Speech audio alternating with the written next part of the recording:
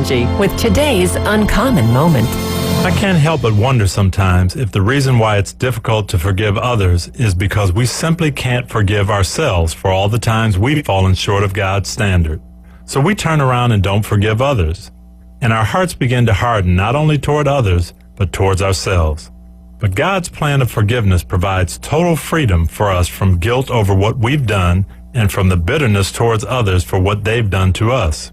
The ability to forgive is a reflection of a repentant, spiritually reborn heart. That repentance begins one-on-one with God. How willing are you to forgive yourself and others?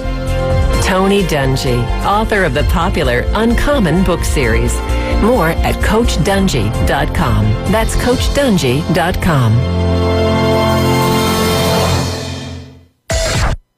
WPLQ Port St. Joe, WGSX Illuminated. Powered by Panama City Toyota. ESPN, Northwest Florida. And now, the Gulf Coast's newest sports talk host. Hey, there's the new guy. Paul Wilson. That is not winning football. Paul is your pipeline to the heart of the action. Billy Napier play calling stuff. He's a terrible head coach.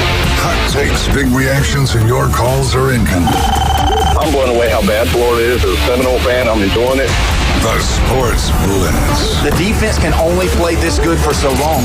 The new Sports Blitz. You can say what you want because you're an Alabama fan. On 104.3 ESPN Northwest Florida.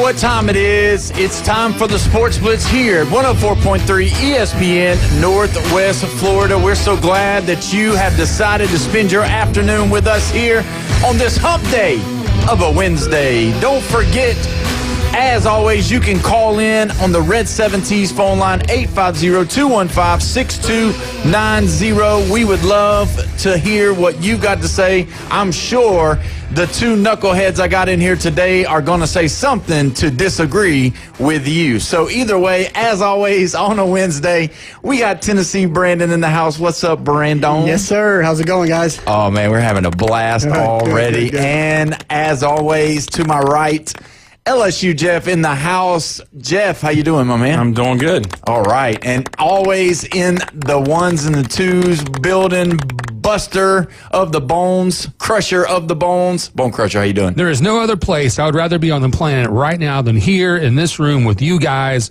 on the radio. Quick rant, though. I told y'all I had a birthday recently. I think I've hit a certain age. Someone gave me a cough drop yesterday, and you know what they did? They called it candy. And I was okay with that. I'm like, that's a fair statement. Yeah. You will be able to one day always carry a peppermint or one of those red cylinders in your pocket that's cinnamon, and that'll be when you become an old man. That's I like it. My papa did that, no doubt. Always had a peppermint in his pocket. Oh, yeah, that's one of them. So either way, we're on Facebook. So me and Jeffrey, we're sporting our new shirts today. The Wilson and Simpson 2025 Sports Blitz T-shirts. Now, those look sharp. We are going to run for office, probably going to run for mayor of Panama City Beach one day, and this will be the first indication of how good we're going to do. Hey, you guys got my vote, so I mean, that's right. I need your donation. Need to see What a politician. Need to see your faces on some billboards and stuff like that. Let's get the ball rolling. It took me 1 minute to figure out this politics stuff. It's all about the money, right? It is all about the money. And you know what? I approve this message for sure. So either way, so glad to have everybody here. We're excited about it. Don't forget, 104.3 Northwest Florida's hitting the streets. Join us live on location this Saturday at Lone Star Boyle House and Sports Bar for your Miami Hurricanes at the Florida State Seminoles. Watch the game on the outdoor Jumbotron. The atmosphere is going to be wild and plenty of choice eats with the locals' favorite for seafood.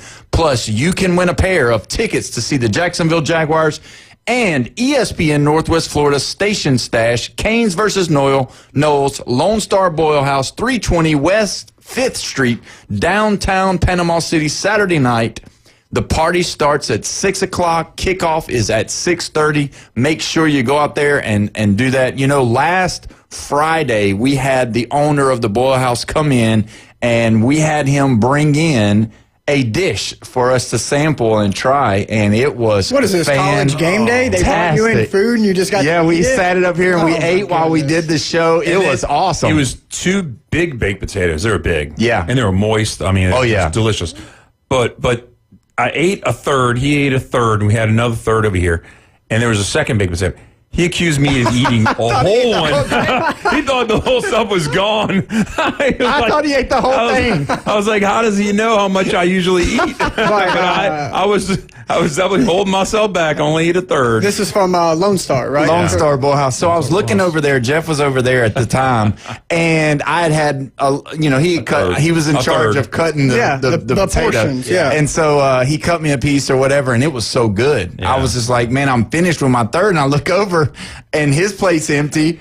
And I think he had took some to James. The third went over to James, and then there wasn't anything left. And I said, "Hey Jeff, man, did you eat the whole potato?" And he was like, "No, it's in the other." There was a second. Hey, it must have been good. That sounds like that's It was a good. good. Compliment. The reason why it was good is that I had to do the show, so I could only eat increments at a time. Well, when we went to our first break, I cleaned my plate. Really? So yeah, Nice. What was it? It was Okay, so it was they call it a stuffed baked potato. Yeah. But basically it's got, mixed cheese, melted, of course, which is the way it's got to be. Exactly. Yeah. Green onions, chives, whatever you call it. It's green onions. Yeah. They're delicious. I mean, that gives flavor. And then it had boudin, but boudin is a Cajun boudin sausage. balls. Yeah, exactly. Yeah, so it's a Cajun sausage, which usually has rice involved. Yeah. And a little bit of seasoning. It's like a Cajun. Cajuns will set your potato. tongue on fire. So it was a sausage inside of it, and then it was topped with a blackened shrimp. Oh, it's like a boudin potato. Yeah, it was This a is boudin like potato with like a blackened shrimp Cajun on top. potato. Yeah. Okay. And so I can get down the with funny that. part was that the boudin sausage. And excuse me, because the Cajun's coming out, because I pronounced the end of it like I'm Cajun, Yeah. because I am half. Because you are half. Because I'm half. But and I've spent enough time down the bayou and down on the Gulf that it kind of comes out. But anyway, it was all flavorful. The boudin. Sometimes you could eat that sausage and it'll set your tongue on fire. Yeah. You're like water, But it really wasn't overly spicy, which is probably great for this area, because what I've noticed is here, people like seasoning. They like a little bit of spice. Not like to set your world on fire, but it's definitely better than a lot of other parts of the country where they don't like flavor. They want stuff bland. Yeah, it's disgusting. And so really what really left the flavor in my mouth really was the blackened shrimp. Yeah, the blackened shrimp. It had that flavor. Oh my God. I was like, tasting it. Yeah, it was really good. Blackened seafood's probably my favorite. I don't do fried seafood because it all tastes the same to me. It's all. But well, don't forget too, though. You've been over there before, and you said that the barbecue is fantastic. Yeah. So if you don't like seafood, no problem. Yeah, barbecue's good. So the first time I went there, and I'm hard to please on seafood. I grew up with it. I mean, I can peel shrimp like without even looking. Like I'd be looking at you and just peeling it like that, and I could peel twice as fast as you. Okay. I mean, if you grew up doing it, it's like bing bang boom. Did I tell you? that's a weird flex to have, but I mean, You know what? I mean, I'm just saying. There's certain things. There's certain things you're good at, right? But I had a cousin who. Anyway. Come on. There's certain things you're good at. Keep going. No. This is great. But anyway, where was I going with this now? Y'all broke my concentration here. shrimp peeling king. Hilarious. That's what I got. I love you. Oh, that was it. So the first time I went over there, I got the seafood, and I was like, oh, okay. And then the second time I went over there, it was a special of the day. It was a pulled pork sandwich, and it was so flavorful. The pork was great, and it was just delicious. It really I was like, holy cow.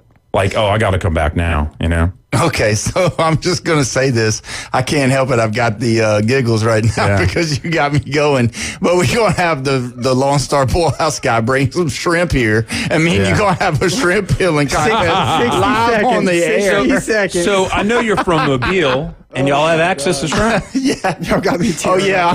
I'm ready. You ready? I'm ready. I'll throw it down. Got to be on Wednesday. I'll be the judge. I got 60 seconds on the stopwatch. We may have to take a break. No, I had a cousin. That owned a shrimpery.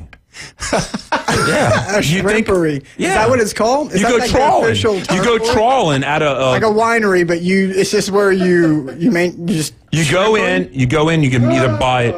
Usually, you buy it raw. So you could buy it boiled. Different places have different ways that they can sell the shrimp and everything.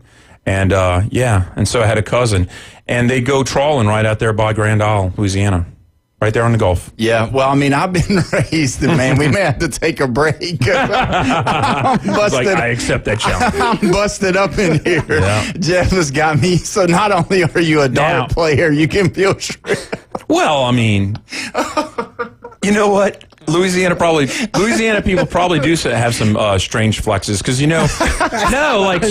sometimes the crawfish stuff, the crawfish boils. Yeah. Have you ever heard people flexing on that stuff? Yes, I've heard some people from New Orleans who they brag about how quickly or efficiently they can peel a crawfish and eat one, or how good it tastes. Or being able to get the meat out of areas that normal people sucking the head. Yeah, some weird Cajun stuff. You got Bone Crusher just enjoying himself back there. Oh my gosh, I'm about to die back here. You guys, can somebody turn the air on? Wow, he's got me rolling today. My man is a fast boiler peeled shrimp boiler in the building. Now, is that raw or cooked? Oh, cooked. Okay, so I'm just making sure because you try to, knowing you Louisiana fans, y'all change the rules all the time. Yeah, well, I will agree with one thing that most of Louisiana will say. They have this thing called dusting, okay? And they'll have a crawfish boil, and you put the seasoning in with the water so it cooks in the seasoning. Yeah. And they have certain people, and some of them are around Lafayette, which is just blows my mind because that's like the heart of Cajun country. And they'll dust it afterwards. So they'll boil it in just plain boiling water. Yes. And no, dude, that's criminal. And then they just dust it with the seasoning afterwards, and it's like it doesn't get up in there. Yeah. It's not right. Because that's in the head is where all the seasoning goes most of the time. A lot of times. I mean, you can still taste it in the meat, but it gets deep. That's where you get for that. So either way, man, you had me rolling here. You know what? Challenge accepted. It's going to happen. We're going to get this ball rolling. Oh, my sure. God. Lone Star Bull House is going to be like, we'll sponsor that. Yeah, exactly. Yeah, we'll do. Can you do that too? Can you do the crawfish? Can you No, I'm not a crawfish person. Okay, so you can't. So crawfish is okay. I'm the crawfish champion then. Can you concede that victory? I will concede that to you. Okay, good. Yeah. As well as the shrimp is coming to us. And you know what's another thing, I mean, I don't know. I have friends that can like debone a fish. Yeah. Like, and I was like, wow, that's crazy. Yeah, I can't do that. That's talent. But anyway, so actually we've got to talk about it. I know it's football season, but we do have the baseball playoffs going on right now. And let me tell you something. How disappointed am I that the Yankees have lost their first game? And the thing is that what in the world are they doing?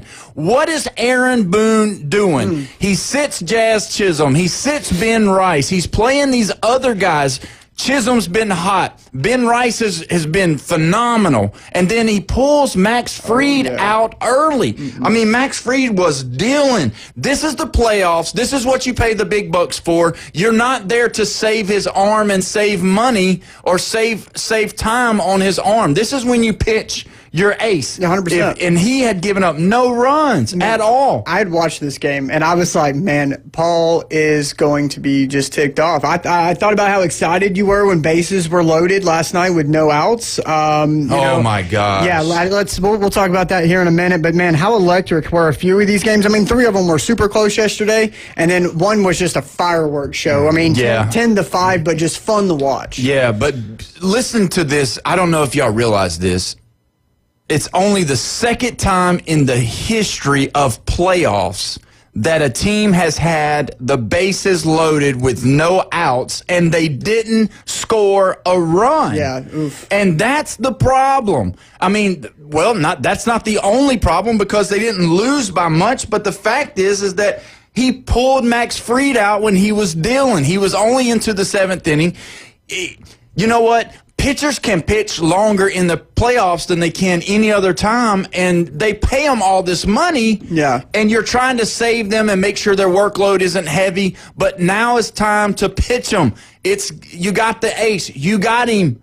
Use him. I mean, gosh, I don't understand it. And the thing is that Fried gave up no runs, and then they put the bullpen in, and then boom, they gave up 3 runs. Yeah, you got cranked after you took Max Fried out. In my opinion, you should have just let him. I mean, Aaron Boone should have left him in there and let him cook. Yeah. I mean, it was 6 0 on runs. Now I knew there were. I think in the start of the 7th, he get a couple hits hit off of him, and that was it. And then he kind of, Aaron Boone just kind of quivered. I think he thought better pull him out too soon than too late. He just shouldn't have pulled him out. We've been here before with Aaron Boone. It's like, gosh, you know how to make it up. And the thing is like Jazz Chisholm, he's a high energy guy. He's not one of those guys that you want to. And I'm not a big fan of playing to your players as far as making sure that you keep them happy. Yeah. But there's a side of me though that you've got to keep the guys that are going to bring electricity and that can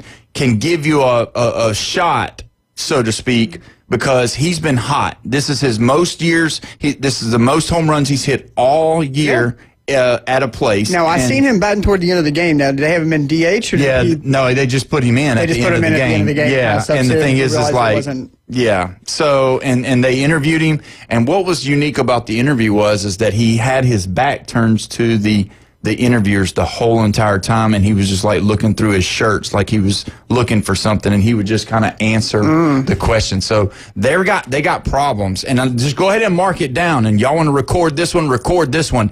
If the Yankees don't make it to the World Series, you might as well go ahead and clock it in. Aaron Boone is gone. Wow. Hot seat or gone? Gone. No hot seat. Out of here. Wow. We'll see you. Sorry, Miss Jackson. I'm for real. If they win this series against the Red Sox. Yeah, I was about to say Celtics.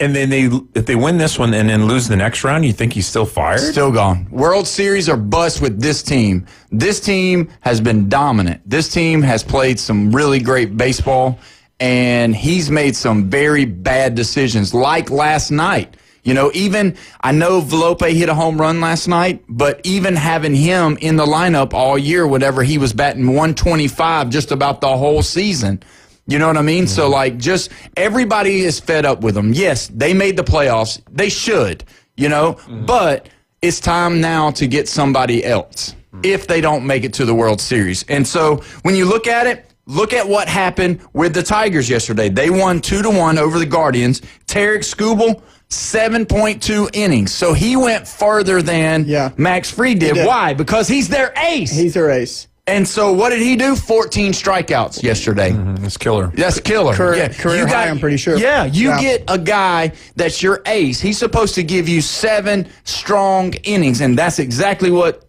Skubal did. Yeah, and to your point, I mean, this is the time of the year that this is why you pull them in regular season games. This is why you have a pitch count and an inning count for your aces. You want to make it to the playoffs, and you want to make sure they're fresh. And when you're here, it's not the time to pull them and start losing games, to be honest with you. And the Tigers are the coldest team in baseball. Right.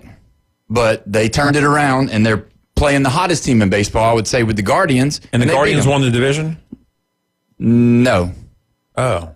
No, I don't think so. They blew in the last day. Yeah. They still made it, but the Tigers still got in. Yeah. Okay. So the Tigers, wait, who's the number 1 seed? Is the Blue Jays? No.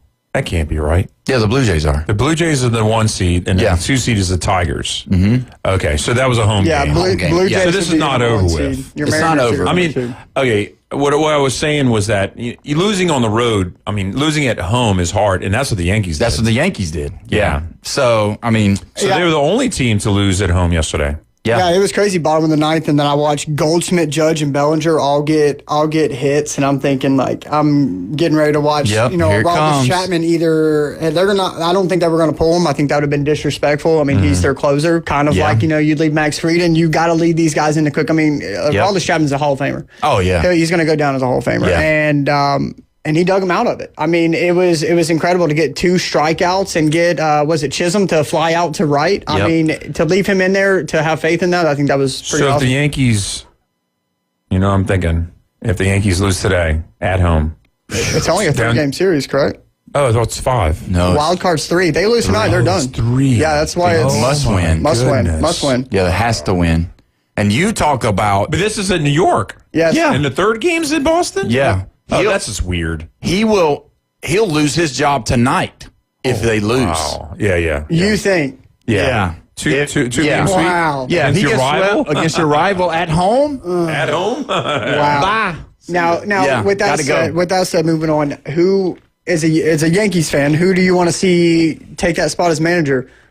Man, that's a hard one. Too early to kind of. Yeah, but I mean, I don't know. I know his lead was because he's a former Yankee. Like he used to play there, correct? Yeah, he was a Yankee. Yeah, I knew that was kind of his foot in the door. And that's kind of what they've done over the years. They've done that kind of deal where they've brought back people. And by the way, just so everybody knows, Ron Washington for the Angels, who was the manager for the Angels, he had a bout with cancer or something. He had a medical problem. He's not being retained as the head coach coming back next year. So guess who is scheduled to come in for an interview, and it looks like they're going to go ahead and make that happen. Good old Albert Pujols is going to go coach the Angels as the head baseball coach. Yeah, I think that's a good. So he's Cardinals and Angels. Yeah. yeah, but he Did was he play- Angels first. Yeah. Okay, yeah. Wow. So there you go. Yep. So anyway, side note on That's that. a machine. Yeah, that's what happens. Things like that happen. So you saying that, I don't really know. I know there's a couple of names that that I could drop, but I don't know. It really depends on what they're going to do. I mean, honestly, you know who I think they should bring back or bring in, and he's an assistant coach with the Blue Jays, the old first baseman, Don Mattingly. Oh, wow. Yep. That's who I would go with. Oh, yeah. That sounds great. So, I mean, Well-liked. I think Well-liked. they love him. I think he's done a great job at times. He was a Dodgers coach for a little while, too. So, I think that's a good one. I'm wondering if baseball is like the best sport for like former players to be managers or coaches. It 'Cause, probably like, hockey's is. up there, and then basketball is pretty good. Basketball and baseball are Football's pretty worst. close. The football is not good. It Yeah, doesn't it's not usually good. work out. No. So, It's usually but just a bunch of baseball old and heads that know the sport. yeah, Not baseball and necessarily play it. basketball are really good. Usually, you'll see a bunch of I would former think hockey players. over basketball. See, I wouldn't. I don't watch enough hockey to Yeah. probably. I wouldn't know. because you got like Phil Jackson, former player, Pat Riley, former player, Kerr. Steve Kerr, former player. Yeah. You see what I'm saying? Like But championships. then there's a bunch of them that aren't. There's right. a lot of them. Yeah, there's a lot of them that aren't, Yeah. but you can just about everybody's played that has been successful. There's only a few that hasn't, as far as on a professional level.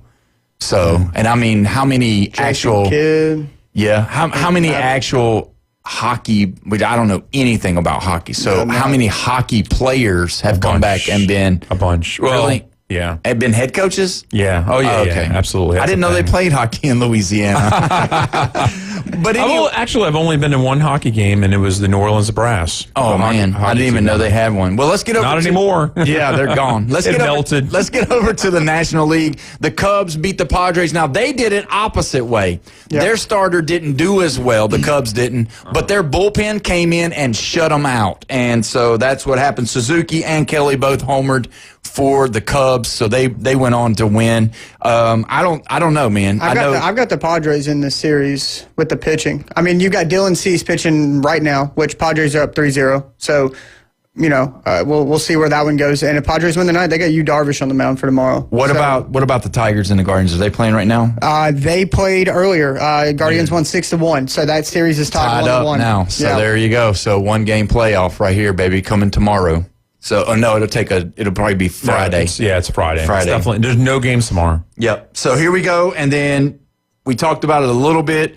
Dodgers 10, Reds 5. The Reds were a hot team coming in. They were the ones that wasn't supposed to be there. And the Dodgers want to get one small correction. There are games tomorrow, and these games are not going back to the other part. All 3 games are being played at the better record opponent. Oh, wow. So you got 3 games potentially at Yankee Stadium if y'all can win tonight. Oh, wow. And so all these games started on Tuesday. If they extend, they will be played on Thursday. Wow. So last night, Shohei Ohtani, 2 home runs. Yeah, one of them was. Yeah, gigantic mash. The first at bat. 22 degrees off the ground, 117.7 miles for the exit velocity. That was a line drive that left the stadium in a blink of an eye. And you know what? And this is the thing. Everybody talks about it. If something happens to Shohei Ohtani where he can't play baseball anymore after this season, you can't tell me he's not a first ballot Hall of Famer. He's the best ball player that we probably have ever seen. The only person that I could say is as good a hitter as him was Barry Bonds. Yeah. And without the steroids, Barry was still great. Barry was still good. But realistically, Shohei, because of the steroids, I would still put him ahead of Barry because he can pitch. Yeah, and last year he didn't pitch. He said, let me do something nobody's ever done. Let me hit 50 home runs and steal 50 bases. And he did it. In my lifetime, easily the best player I've ever seen on a diamond. Pitching and hitting.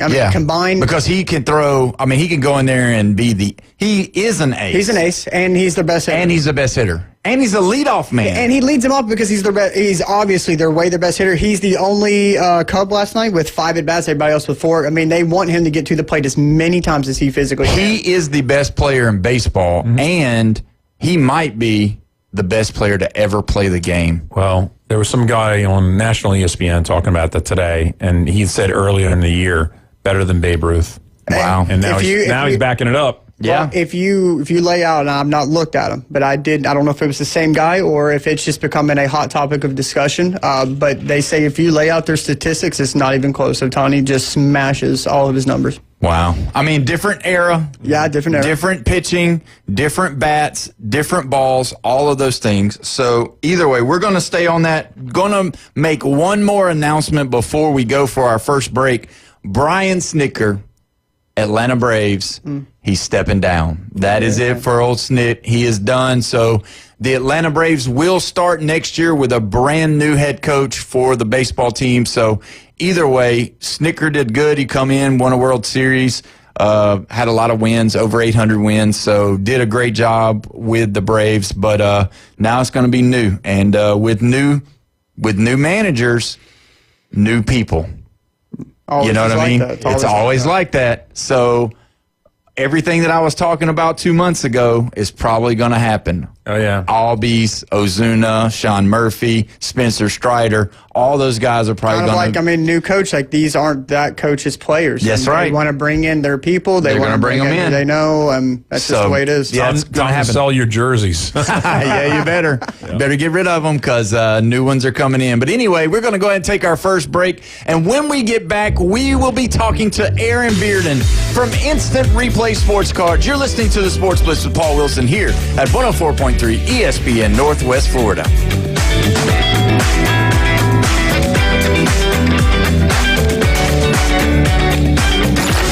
Reach out and smack someone. Call or text now. 850-215-6290. The Red 17 Studio Line. ESPN Northwest Florida.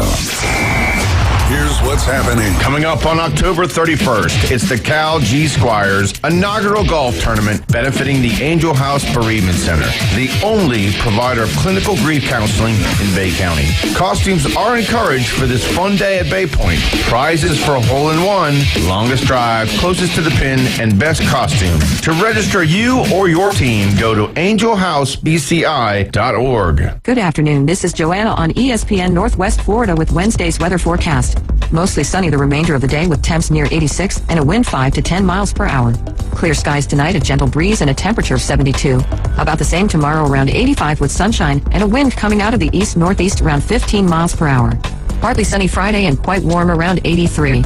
This forecast is brought to you by Earthworks of Northwest Florida, Mid-South Lumber, the best little lumber yard in Panama City. Thank you for keeping that dial on ESPN Northwest Florida. PCB Hobby, the beach's premier hobby store for sports cards, comics, coins, and trading card games. PCB Hobby carries the largest selection of boxes and packs from the latest releases of brands like Topps, Panini, Leaf, and more. Looking for a specific player or team? PCB Hobby has a wide assortment of raw and graded cards. They carry parallel rookie, game used, and autographed cards in both modern and vintage. Have a collection you want to sell? We buy, sell, and trade. PCB Hobby on Back Beach Road, just east of Florida Linen. Call 850-320-8388. Okay, college football fanatics, this Saturday night it is on with the Miami Hurricanes at the Florida State Seminoles. Where is everyone going to be watching the big game? Lone Star Boil House. Talk about an incredible game day experience with the biggest TV in Panama City, an insane atmosphere, and the locals' favorite for seafood. Lone Star Boil House. Catch all the college and NFL games at Lone Star Boil House and Sports Bar, 320 West, 5th Street, downtown Panama City. The Kings of the Swamp. Falls loose at the 38. Gators got it. Wow. Florida returns to the Swamp to face Texas on Saturday, October 4th. Foot race down the near sideline. 20, 15, 10, the 5. Touchdown, Gators. On your home for Florida football. Coverage from the Swamp starts at 2, kickoff at 2:30 on 104.3 ESPN Northwest Florida. You found us inside the CBC Construction Studios. This is the Sports Blitz, where we don't have guests. We have punching bags. The Sports Blitz on 104.3 ESPN Northwest Florida. Welcome back. You're listening to the Sports Blitz with Paul Wilson here at 104.3 ESPN Northwest Florida. We're so glad that you've decided to listen to us, whether you're listening on the radio or if you're watching on Facebook or YouTube. I'm in the studio joined with Tennessee Brandon, LSU Jeff, Bone Crusher crushing the ones and twos, and we are going to be on the phone lines right now with our friend from down the street. Can we say down the street, even though we got to go over the bridge to get to the... But we're on the phone with Aaron Bearden today with Instant Replay Sports. Aaron, how you doing, my friend? Fantastic. How about you guys? Man, we're so excited. I don't know if you know this or not, Aaron, but you are in the midst of a shrimp peeling champion by the way of Louisiana Jeff over here. So if you can peel shrimp faster than Jeff, you'll have to get in line because we're going to have a big contest up here at the studio eventually.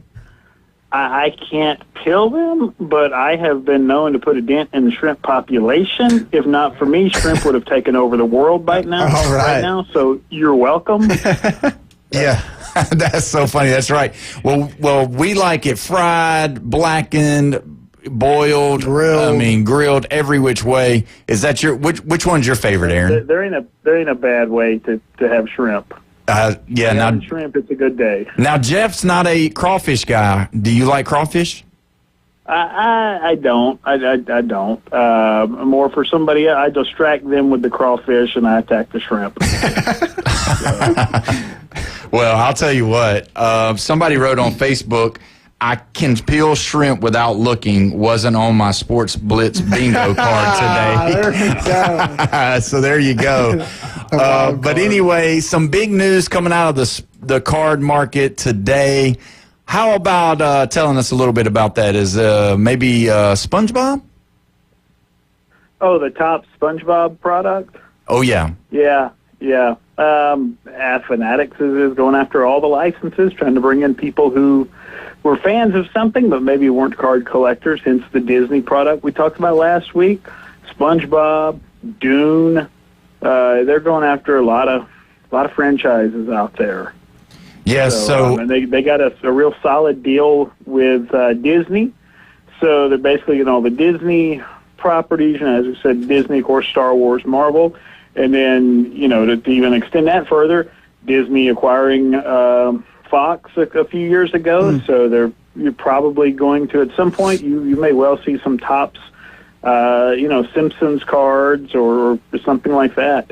Yeah, I could see the SpongeBob being a really big hit for like the kids, getting involved in that kind of deal, especially if some of them are worth anything. You know what I mean? Like if they have some value to them as well. Yeah, the issue is, of course, that they're not printing enough of anything right now.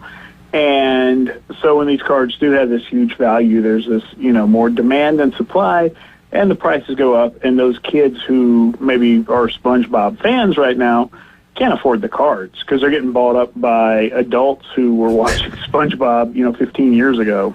Yeah, that's true. Now, let me ask you this about the Disney card, since we did mention that. Has the Tom Hanks signature card, the 1 of 1, has it been pulled already, and is it for sale? I have no idea. I really don't track stuff like that because to me, it seems like you like the cards, whether that one card gets pulled or not. I have customers, and I hear people say this, not just locally, but, people are like, well, that one card's been found, so I don't want any more of that product.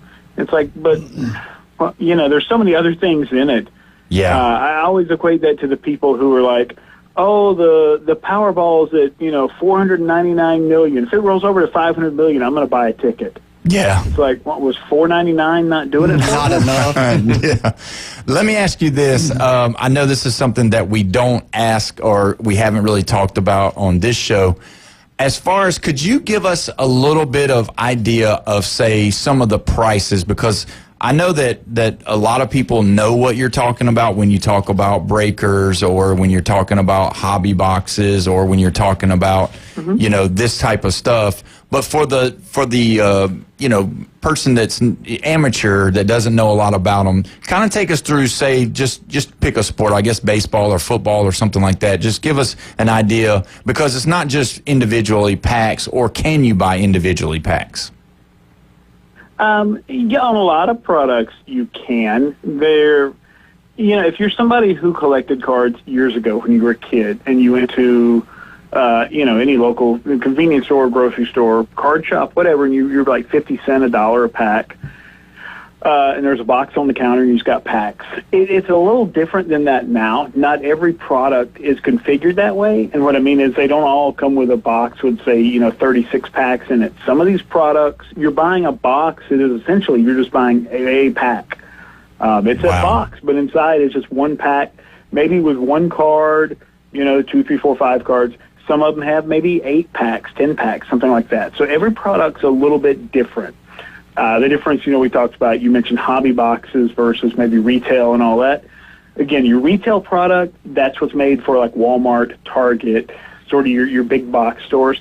Hobby is supposed to be exclusive to actual hobby shops. That's what it was made for. Fanatics is kind of forgetting that a little bit, and they're trying to sell to some chain places, some big box places, trying to put some hobby boxes in there too, which is not being met with a warm reception from hobby shops, as you can imagine. So the difference being the cards are not all the same. It's not like back when you were a kid and you bought from, say 7-Eleven, or you bought a pack at Winn-Dixie or whatever, and they were all the same cards. Now, hobby, retail, all that, different configurations, different cards in there, different things you're looking for. And so how much would you say, like a box that, just say this new stuff that came out with the Topps Chrome, give us kind of an idea of what that cost, like summation of costs. Yeah, so like the Disney cards we were talking about last week, the blaster box, the retail box, they're going for around $50. Some places doing like even up to $60. And how many packs is in there? The retail. That's 6 or 7 packs, I believe, each one with about 4 or 5 cards in it. Now, the hobby box of that is going for like $550 to $600 per box. Wow, that's crazy. But you're going to have much better chances. Like usually with Topps Chrome hobby product, those are going to have at least one guaranteed autograph in the box, whereas those retail boxes, in theory, you could open 50 or 60 or whatever of those and never get an autographed card. Do you think it's completely random the way that they package it all, or do you think it's strategic? It's an interesting question, and there's a complicated answer. It's a bit of both. And I say that because they, like Topps, for example, not to just, beat up on Topps, but they know what's in the box.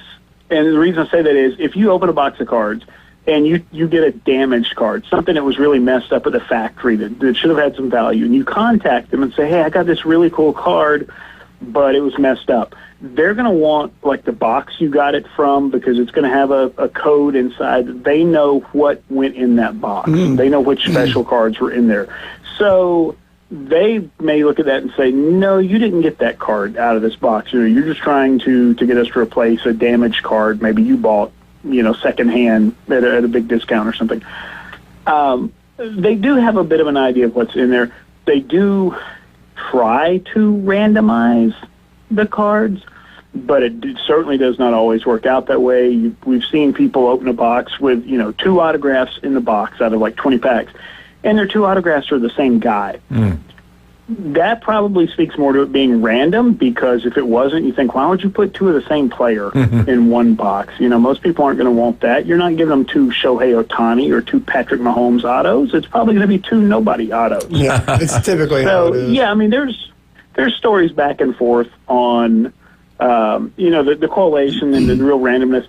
Fanatics brings in a third-party independent accounting firm to oversee their process. That's been scrutinized a little bit for not being perfect, but they are trying to, instill some of the confidence back into the consumer who maybe had heard some horror stories over the years. Hey, Aaron, Tennessee Brandon over here. A couple questions. So I've been kind of diving deep into the card world a little bit. I see in that Topps is finally coming out with not their 24-25, but their 25-26 Topps basketball. Now, that's supposed to be coming out October 3rd, which is in a couple of days. Go ahead. Yeah, they just today sort of announced and celebrated that they're getting the NBA license back. The truth is, like last week, they just came out with a basketball product that's still 23-24. Oh, really? So they're all over the place with this. This is something Upper Deck got into with hockey a couple of years ago, where they were putting out 3 different years' worth of hockey at the same time. I don't expect them to have cards with the full team logos for people who care about that. It really doesn't matter. But I don't expect that to happen right away. Just the same as when someone gets drafted or gets traded. People are like, well, do they have the card out with him in the new uniform? That'll be 6 or 8 months down the road. Just a matter of how they lay these sets out and choose their photography and all months in advance. Yeah, I pulled a Russell Wilson New York Giants card with him in a Steelers uniform, like a green refractor one. And I was like, it was a week after he got benched, and I was thinking like, oh, this is great, But I totally understand that. I know the licensing thing takes a little extra time, sort of wonky, a little back and forth with it all. Hey, my next question is, have you done any? Obviously, Disney Chrome is huge. Have you done any box breaks in-house yet of this Disney Chrome? I opened like one of the blasters the other day just to see what was in it. Yeah. Just to kind of check it out. And it's interesting that right now there are a lot of people going crazy for it. It's very reminiscent of what we saw about 4 months ago or something with the V-Friends cards that they put out, which were something brought out by Gary Vaynerchuk that Topps printed. And there's a lot of cute little animals and all that on there. And people are paying crazy money for these refractors, these low-numbered cards, without them being tied to a real person at all. And we're seeing that now with, people on eBay going crazy for a low-numbered card of like, Clarabelle Cow. Yeah, exactly. Tow truck from Cars. Maynard, or something like Toe that. Maynard. Yeah. I mean, some of these sales I saw the other day somebody paid like $10,000 for one of these Disney cards already. Yeah, I've been really kind of, my girlfriend, I'm kind of getting her into the Disney Chrome and things like that, the Disney. And man, I personally, if I had pulled one of these Mickey Minnie or Mickey, Goofy, or Donald baseball card parallels that are like associated with the team, those cards right there are freaking sweet, and those are cards that are going for big money on like eBay and things like that as such. Yeah, and this, unlike say when they got the license for WWE, they made one product and then just really dropped the ball on that and didn't follow up with more product, didn't reprint what they'd already made because the demand was so high, people would have bought it. With Disney, there's more Disney on the way already. New Disney sets, different designs, different angles on the types of cards that are going to be in there. So they seem to be a little more committed to the idea of Disney being a successful release and having other products lined up. So if the Disney Chrome is kind of out of your price range, just wait, because the next set, this was the first, and that's why people ate it up. The next set may have just as good of a character checklist, but maybe a little more affordable. Yeah, that's cool. Aaron, tell us what you got going on at the shop this week for the people to understand, and give us the address as well. Yeah, they have, I'm out of town all week. I'm at a show in Tampa, so I think they've got, we got the Kids Club on Friday night. Yeah, you can bring the kids down for some $10 box breaks and some trading with other kids. It is always a great time. The kids leave here with a ton of cards and always have a smile on their face. Then Saturday we got in-store box breaks as well at noon. If you like to come in, get in on some hobby boxes, get yourself some hits at a very, very affordable price, a fraction of what the boxes cost. And we have, I think, next weekend the Pokemon event as well. I believe on the 11th. Awesome. So, that sounds great. Yeah, I'll be in Tampa at Scaradice, and hopefully bringing back some cool pieces and some cool stories. That's awesome. Yeah, well, hopefully you can tell us all about it on next Wednesday. Well, we appreciate you being here with us today, and be careful. And, when we come over there, we want that Sports Blitz discount. How about that? There you go. All right. Aaron Bearden with Instant Replay Sports. We appreciate it, my man. And when we come back, we are going to dive into this college football season. All of your teams, all of the SEC, get ready because it's coming after the break. You're listening to the Sports Blitz at 104.3 ESPN, Northwest Florida.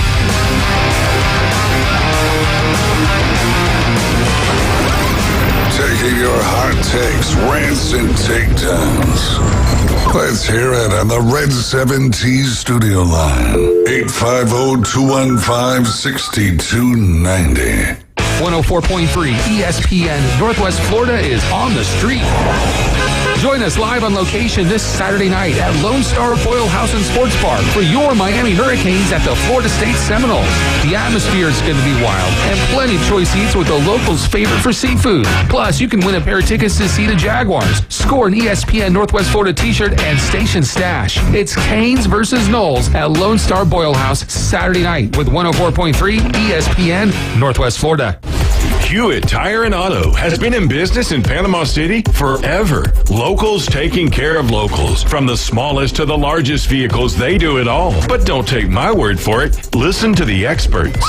Hewitt Tire and Auto, your certified AAA service center and hometown towing. Visit them online at HewittTire.com.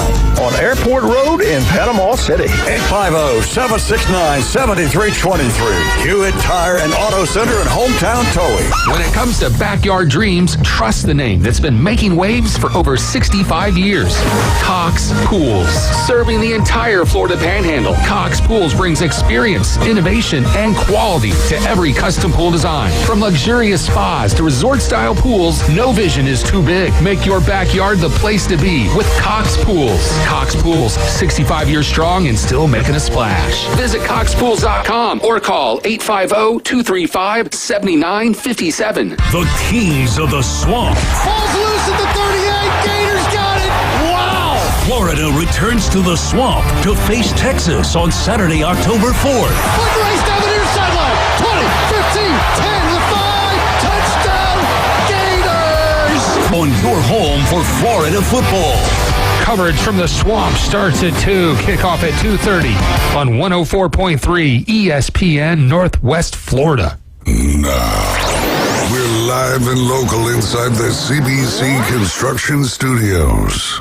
The sports world is a battlefield of opinions. Auburn's got a serious problem. And every day, Paul Wilson brings the heat, the fire, and the definitive take. They are not finding ways to get him the football. Don't just follow the headlines. But they lost 2 road games, and these 2 teams are ranked number 5 and number 6. Be a part of the story on the Sports Blitz. 104.3 ESPN Northwest Florida. Welcome back. You're listening to the Sports Blitz with Paul Wilson here at 104.3 ESPN Northwest Florida. We're excited. We're pumped up on this Wednesday, hump day as people call it. Where is the camel at when you need him? But either way, you can call in. You can text in on the Red 17's phone line, 215-6290. Jeff was in my way today, so, I just was looking at him, and I usually get the number right there. But either way, thanks, Jeff. Appreciate it. I thought it was invisible. Your muscles are so big, I couldn't see past them. So either way, nice shirt, by the way. Oh, thank you. All right. So either way, we got Tennessee, Brandon, in the building. We're going to talk about Tennessee. We're going to talk about the SEC as well. But, Brandon, obviously, we're going to talk about the game, but what's going on with Tennessee right now as far as the news? Is there any injuries? Is there anybody coming back? Did anybody get hurt in that game against Mississippi State? So I don't have any notable injuries from that game specifically. What I'm most pumped about is Jamad McCoy is on schedule to come back and play. He's our All-American, All-SEC cornerback. And honestly, with him and Colton Hood, who has stepped up since then, Colton Hood had a pick 6 this past weekend. It's not just my opinion. I've heard some experts say that, when McCoy comes back, that we could have the 1 and 2 best cornerbacks in the country, at least the best duo in the country. So, honestly, everybody talks about this high prolific offense. I think our defense is better than our offense is. And so to get an additional player back would be phenomenal. Yeah, they've been giving up a lot of points, but to have somebody that could absolutely be a shutdown corner.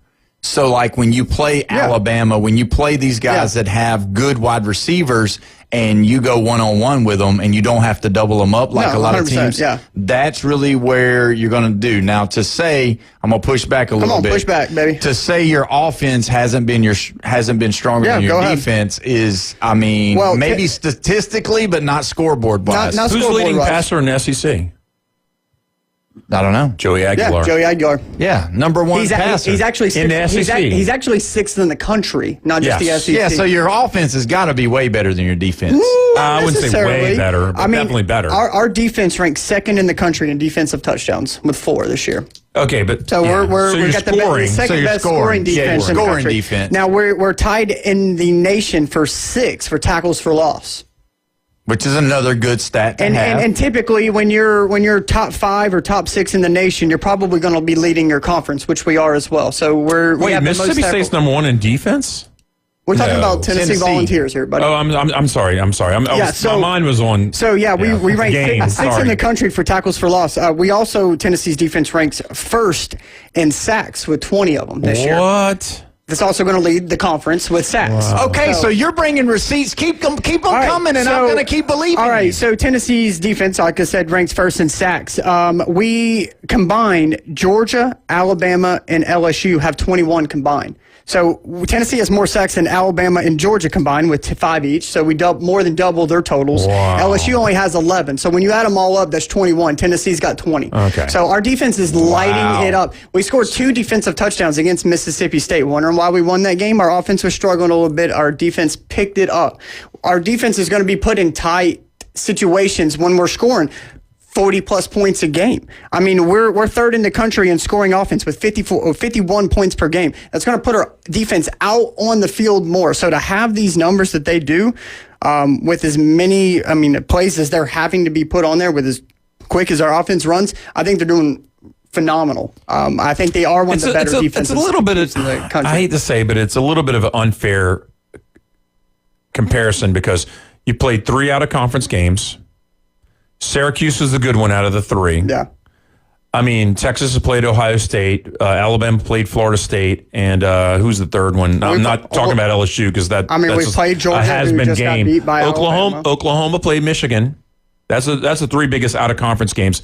Teams, I think Ole Miss has played, 3 conference games right now? I mean, there's a lot going on. It's kind of apples to oranges a little bit when you're comparing all these numbers. Once we get about 2 or 3 more weeks into the season, then you get a really more apples-to-apples comparison. Yeah, we're getting ready to get into the meat of the schedule, but I mean, the numbers are the numbers, and they're trending where they're trending. Well, that's the key that I think, though, too, is that, I get what you're saying. I understand what you're saying, but realistically, what you're saying, though, it really, that's your body of work. That's what you're putting on the field. That's what you're doing. Your game is turnovers. Your game is sacks. Your game is tackles for loss. And if you watch the Tennessee games that have been played this year, when you look at it, it's been those times where the offense has put the defense in a bad situation, whether it be a turnover, whether it be go for fourth downs, or whether they just missed plays and went 3 and out and didn't get didn't swap the field, basically didn't have a big kick. And so that's really your offense has put a lot of pressure on your defense. It can. The Josh Heupel offense does do that. That's why you have to have a bunch of dogs on defense, because they're going to be out there having to play. Yeah.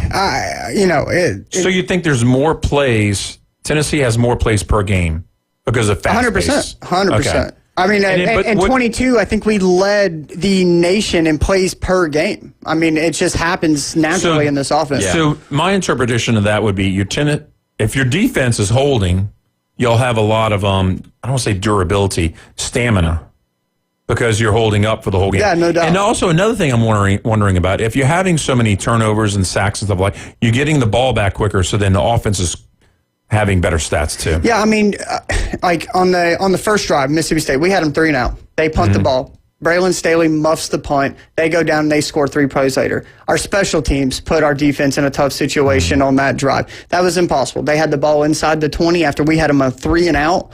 I mean, come on, that was a momentum killer right off the bat. So Joey Aguilar had 2 interceptions. Both of them were tipped passes that hit the receivers right in the hands. Yeah. And all 3. This was a crazy game. It was. But let me read this from our Red 17's phone line. Somebody said, dogs don't wear that hideous orange. Can't call them dogs wearing that color. Hotty toddy. Well, they got a hound dog. There you go. That's what their mascot is. Yeah, the hound dog. Was it Smokey? Yeah, Smokey. Yeah. I thought that's who that was on your shirt.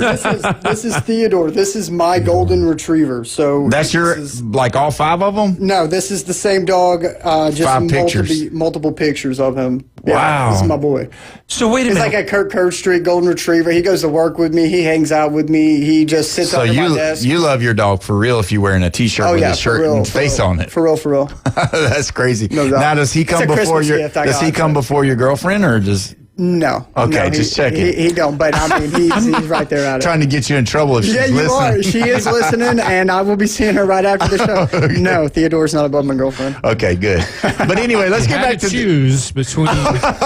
Listen, Bone Crusher, don't put me in that situation. Oh man, if you're on a cliff and you only save one, it's like you can't please anybody. I'd have half the listeners upset at me for not saving my girlfriend. They'd have half the listeners upset at me for not saving my dog. Yeah, so that's true. A no-win. That's pretty cool, though. Okay, so I guess next week you're going to come in with a picture of your girlfriend on your shirt? Hey, I mean, if she gets me one for Christmas, I will definitely wear it. Oh, man, you'll be that guy. So either way, when you look at it, though, you brought receipts to that claim, because it really, at first I was like, no, there's no way, because they're giving up too many points. They have stall times where the offense does stall out and then they give up points on defense. But if you do remember, even against Syracuse and definitely against Mississippi State, there were times where the offense didn't do their job and the defense put them out there. And then you got to think, the fast pace of what they usually do, the defense is not on the sideline a lot, especially if they go a 3 and out. Yeah, or 3 and out in that offense. Or even get a first down. Yes. Even if they get a first down, it's like they've ran 6 plays to somebody else's 3 plays. So, that was the big thing for Alabama when Jalen Hurts was our quarterback. It just seemed like what would always happen is everybody would blame the defense, but it wasn't the defense. It was the fact of the inadequate moving of the football and going 3 and out and causing the defense to be on the field most of the time. Yeah, offense is quick, and don't get me wrong, I'm not trying to sell them short. We have 2 100-yard receivers. We have the Chris Brazzell is tied in the nation for touchdowns. First of all, that last play at the end of that Mississippi State game, that was not pass interference. He should have. It was not. It was an underthrown ball. He stopped and got it. The defensive player fell down not being an athlete, and we got a flag for it. So he should be leading the nation with 8, but we do have one of the nation's leading receivers with touchdown. But Brazzell's leading in yardage. Yes, the whole nation. The whole nation. The whole nation, yes. Yeah.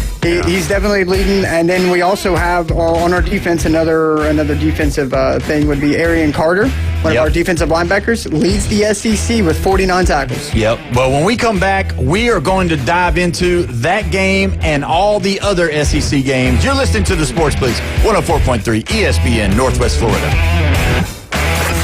Call in now. This is Touchstone service. The Red 70 studio line is open. Demonstrate how to make a call with your dial telephone.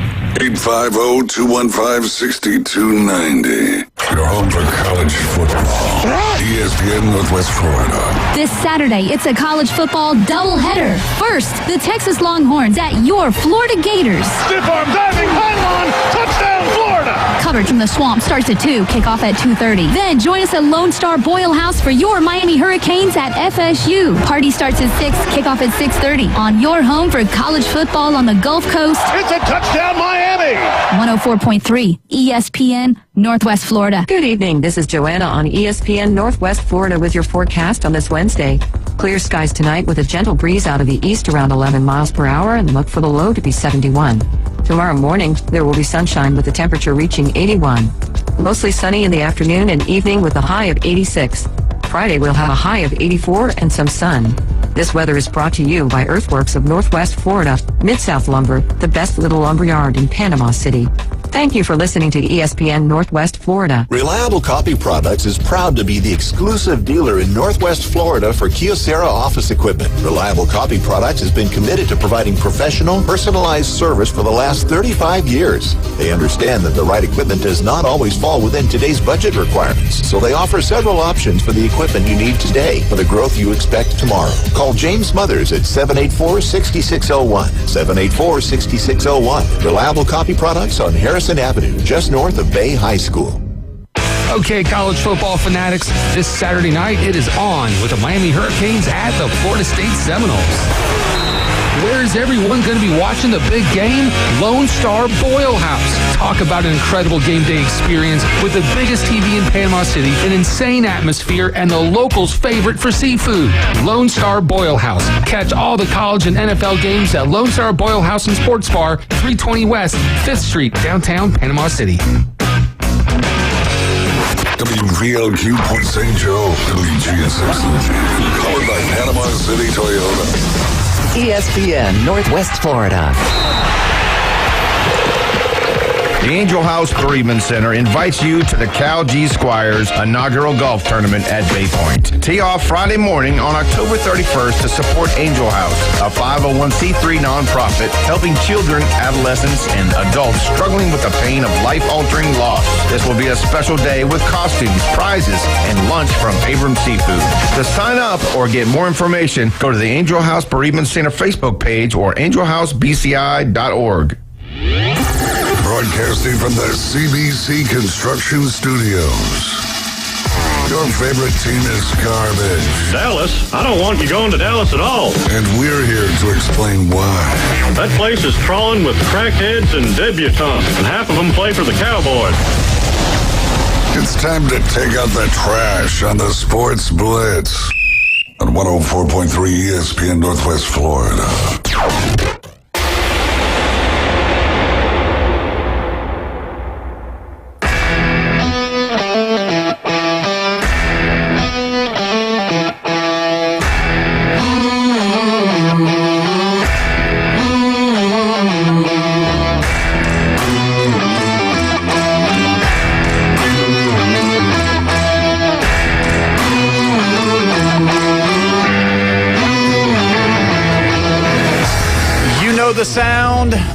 That means it is 5 o'clock here on the Sports Blitz with Paul Wilson. You made it through hump day, and we're almost to the weekend, baby, and I am excited. We're having a great time. We're talking a lot about college football, SEC football, all of the other football. I've got Tennessee Brandon in the building. I got LSU Jeff here, and we've got the Bone Crusher crushing the ones and the twos, and we're pumped up, primed up, and ready to go, and we're talking about it. Don't forget, you can call in 850-215-6290 on the Red 7Ts phone line. We're excited about it. We've been talking about Tennessee. Now we're going to talk about Tennessee and Mississippi State. Now, I was really shocked about this. I knew that Jeff Leby would have those guys ready. I knew that they were going to be able to do a few things that they haven't been able to do in the past, but I was really shocked that this was an overtime game. Jeff, when you look at this overtime game, yes or no, did it shock you that Mississippi State went into overtime with Tennessee? Yeah, and it was all the way because it was back and forth. Yeah. Yeah, and it was shocking. And, I was wrong because when we picked two coaches that are going to get fired this year. I picked one good one, and then I picked one bad one, and the bad one was the Mississippi State coach. Yeah, Jeff Leby, he is not going anywhere. He's not going nowhere. No, I wouldn't let him go for sure. No. Now, Brandon, as a Tennessee fan, were you very shocked of what they were doing? Because obviously they beat Arizona State. Now, I'm not a big fan of Arizona State. I don't think they're that good. However, they beat Arizona State, who was ranked at the time. Now, were you shocked that Mississippi State, they were going toe-to-toe with Tennessee? So I think a couple days before the game, I think we were a 9.5-point favorite. I think right before kickoff, it was a 7.5-point favorite. We didn't cover, but we're off a half a point. So, no, because of regulation. It was tied in regulation. Okay, let's just go with that. But if you were to bet, does it end at regulation for you? Yes, it does. It doesn't go to overtime? No, it doesn't go to overtime. Okay. Yeah. I'd have to. Then you lose your bet no matter what. Okay. I'd have to look. Imagine that. I'd have to Vegas look wins. More Vegas wins. into that. But no, I wasn't surprised. It was as close as it was. As the game transpired, we missed the field goal. We had the 2 deflection picks. Yeah.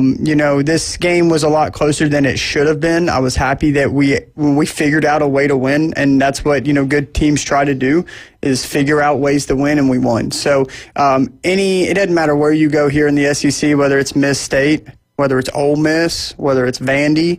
It doesn't matter where you go. Any place you go to play is a hard place to play. And this year is totally different. You've got teams that have no business to be keeping up with the Blue Bloods, but they are. Mississippi State, Missouri, Vanderbilt. These teams are playing football, and they're playing it aggressively, and they believe they can beat you, and that's what's so crazy. That's what this NIL has done. It's pushed out some of these parity. It's getting these kids.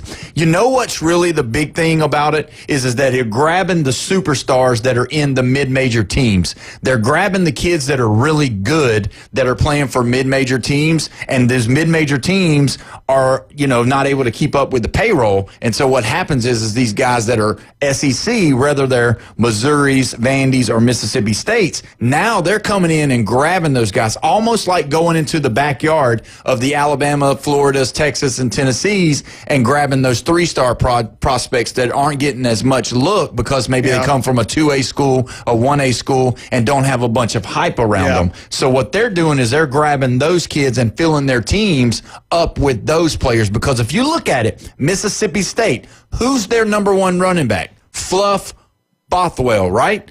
Fluff was at South Alabama last year as a freshman. Fluff, he ran for 23 times for 134 yards and 2 touchdowns against an awesome, we just talked about Tennessee's defense, an awesome Tennessee defense. He was playing at South Alabama last year for the Jaguars. They hadn't had a football team they hadn't had it for about 15 years. No, they've actually been pretty decent. But if you look at it, the only reason why they're decent is because they got those 3 stars and 2 stars from the state of Alabama. Alabama, And Auburn. And they don't take them. You're right. Because they're 2 and 3 stars. And what they're doing is these mid-major teams that see these 2 or 3 stars, and then they begin to see they're starting to be stars. And like, oh, you're a star? Let me throw you some of this money over here. Come play for the SEC. Of course he's going to leave South Alabama than to go to the SEC. And you're right, these 2 and 3 stars, I mean, who's to say they don't blossom into potential, 4 and 5 star talent later down the road? And you're right. And that's where they get noticed, and that's where big schools in Alabama and Auburn and, those hard blue chip collar teams, and that's where they go and they capture them. And they But you're looking at one step. You're looking at the one step where they're stealing them in the portal. But you know what's happening from the high school level? Recruiting? The recruiting. Yeah. Especially like Alabama. Let's say you have a 3 or 4 running back room. Texas Longhorns have done the same thing. What's happening to that 3rd and 4th guy? They're not going to Alabama anymore because they know they can go to South Alabama. They can start. They can get a little bit of money, and they can get starts early on, like freshman and sophomore year. And so what's happening is instead of them going straight to Alabama and being at Alabama for 4 years, they go 1 or 2 years somewhere else, and then they're transferring out. So you're saying that the mid-majors aren't getting these players. No, the mid-majors are getting these players, but then they're getting them stolen once they get noticed. Well, yeah, they're getting them, but they're getting them at the bottom level. They're getting them when they're just 2 and 3 stars. When they can afford them. When they're getting them at their affordability price at the 2 and 3 star spot. Yeah. And then what they do is they turn into a 5-star. They turn into a 4-star for the way they look over this. And they're getting balcony. the reps. They're getting the reps out of the freshmen and sophomore. They're learning the game of football because the SEC, and we talked to Coach Tommy Joe Whidden the other day about this, the SEC is not developing kids because they are wanting you to be ready and to go day one. Yep. So if you're a freshman and you're a 5-star, you better be ready. You better know how to block as a running back. You better know what A gap, B gap. You better not just be one of these guys that's just fast. You better know what you're doing because you won't find the field. But that's exactly right. They're going and getting developed at these mid-major schools, and then these big schools are coming in and snatching them up like him. So now I think the playing level field, instead of being like more like a pyramid, you have the top teams and all plateaued. that. The mid-majors, South Alabama is down here below the half line. But what's happening is these teams down here, they're coming up a little bit and doing better. And I think that the ceilings actually come down because of depth. Because of depth.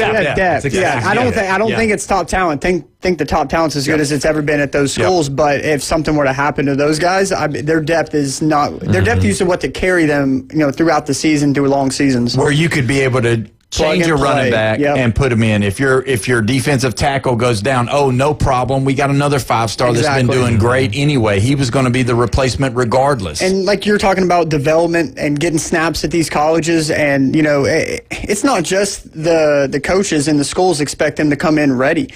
I don't think that the players and parents have the patience for development. They want to play whether they're developed or not. So the patience of learning the game, understanding all the aspects, learning playbooks, I just don't think that schools have time, parents have time, or the players have time for the development. And if you look at it, this year has the most starting quarterbacks that come out of the portal than any other year that we've ever seen before. And this is going to be the case for just about going forward every year. You're not going to see as many 5-star quarterback freshmen coming in and playing like you did with a DJ Lagway outside of someone getting hurt, which is what happened. Mertz got hurt, and that catapulted DJ Lagway into the starting position. But that's what you're not going to see anymore. So these quarterbacks that are in high school now, life is changing for them. Yeah. They're going to come in and they're going to be able to get paid the big bucks, but they're going to sit. Arch Manning sat.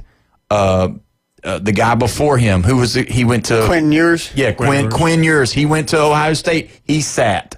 Ty Simpson, I know he was a 5-star. When Joe Burrow went to Ohio State, he sat at Ohio State and then come down to LSU and started and won a national Jalen Milroe sat. I mean, I'm just glad that LSU doesn't have anybody who transfers. Like Burrow didn't transfer. Jaden Daniels didn't transfer. They didn't win Heisman's. The only way the trend is set by LSU. No. The only way an LSU player can win the Heisman is if they come from another team. You're right. So either way, way, when you look at it, this game, Joey Aguilar, 24 for 40, 335 yards, 1 touchdown, but the 2 interceptions. Yeah. Big time problem there. Well, not necessarily tip balls. I mean, they literally hit the receivers in their hands. I made sure I watched it. I made sure I was like, did these both? Yes, they clearly hit the receivers in the hand. They were both catchable, and they were caught on deflections. But a stat is a stat. A stat's a stat, but they say numbers don't lie, but I think they can be misinterpreted. As far as Joey's not making bad decisions. He's not forcing the ball into double coverage. He's not. I wouldn't say he's misreading, to where it'd be a problem. There was just, these minor things as far as tip passes, which have been his last 3 interceptions. Got to catch the ball. So 4 interceptions in 2 SEC games. Yeah. And he's got to go against Petrino's Arkansas this weekend. But he's also won those games. Or he lost to Georgia, right? They lost to Georgia. Mm-hmm. Yeah. So they're 1-1 on that. Yeah. All right. So we talked about, let's talk about Mississippi State for a minute. I mean, Blake Shapen, 18 of 29, 180 yards, 1 touchdown, 1 pick. I talked about Fluff, 23 carries, 134 yards, 2 touchdowns. And I mean, really, when you look at it, Tennessee didn't run the ball that much, and they didn't run it very, very often. Mike Matthews was leading the receivers, 6 receptions for 118 yards. Can we say now, though, like right now, as we speak, sitting today, not talking about future, not talking about prospecting here, but just today, Joey Aguilar is the best quarterback in the SEC? Experts don't think so. He's not even in the top 10 Heisman watches. You got Ty Simpson at 5. I mean, you got a couple of other quarterbacks whose numbers aren't even merely as good as his. It's not fair. What's not fair? What they're talking about for Heismans. You want me to make a comparison? Yeah, let's go. Okay. There's a guy that's the front runner for Heisman right now, and he plays for Indiana. He's a quarterback. Fernando Mendez? Yes. Yeah. You look at his stats and you compare it straight up to Dante Moore for Oregon. They're almost completely identical. Absolutely identical. And these are 2 undefeated teams that will be playing each other next week. Mm-hmm. And nobody's talking about Dante Moore. At all. At all. No. Ty Simpson's numbers are down here. The only reason why Aguilar is not as much in the talks is because those interceptions. It's just a stat. Just a stat in his numbers. But when you have guys like Dante Moore and Mendoza, 16 TDs, 1 interception. 14 TDs, 1 interception. Those are the numbers that pop out to you. And when you have, what does he have? Aguilar's 5 on the year in 5 games. That's hurting him because 16-1, 14-1, those are big numbers. And the Big Ten's going to talk about themselves. And Mateer, he's hurt. Yeah. So now we got what? The quarterback room went from, I don't want to say average to average, but it kind of did, in my opinion. Because when Manning fell off and Nussmeier fell off and Sellers not doing that great, Lagway fell off. You have 4 guys that fell off, and then you have Taylon Green at Arkansas is doing pretty good, but the team's losing. Nobody's talking about Green at Arkansas. Pavia.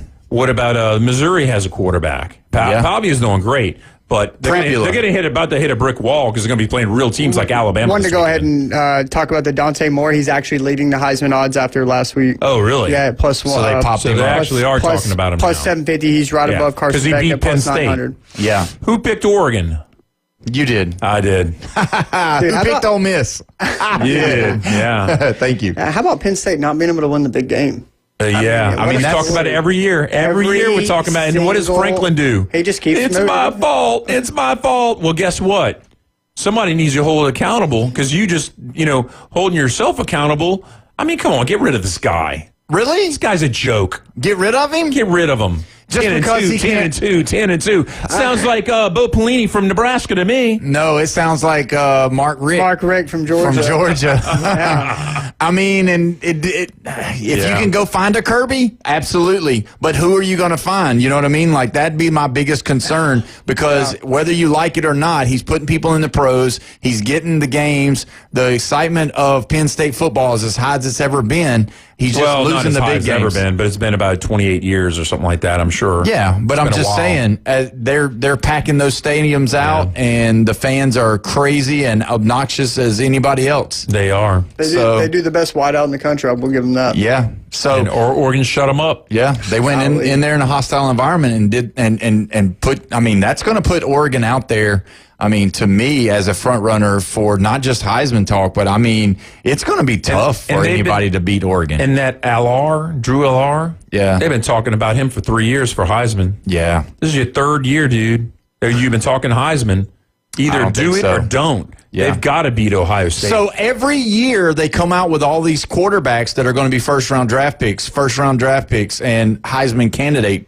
So we've already named them: Allard, Sellers, Manning, Lagway, Nussmeier, and those guys. Oh, Klubnik. Oh yeah, Kate Klubnik. Yeah. Oh yeah, we had 6 guys that they talked about. Oh, these guys are. This is a great. You know what? Even the NFL scouts have said this is going to be one of the best quarterback drafts in the history of the NFL draft. And I'm telling you what, it is becoming a not so good draft because realistically, it's not the players, it's the player that they're talking about. Yeah, I heard some tank for Arch chants in the beginning of the season or something. For the Cowboys. Yes, and for the Cowboys. Cowboys and the Saints. So, yeah, I mean, it is utterly ridiculous how far we were off. And, yeah. So here we are talking about Mendoza, Moore, Carson Beck, and Pavia. I think we're not talking about Simpson. I think they got him number 5. Beck might have been the only guy that might have been in that beginning conversation that is still in the conversation. Who is talking about him mostly, though?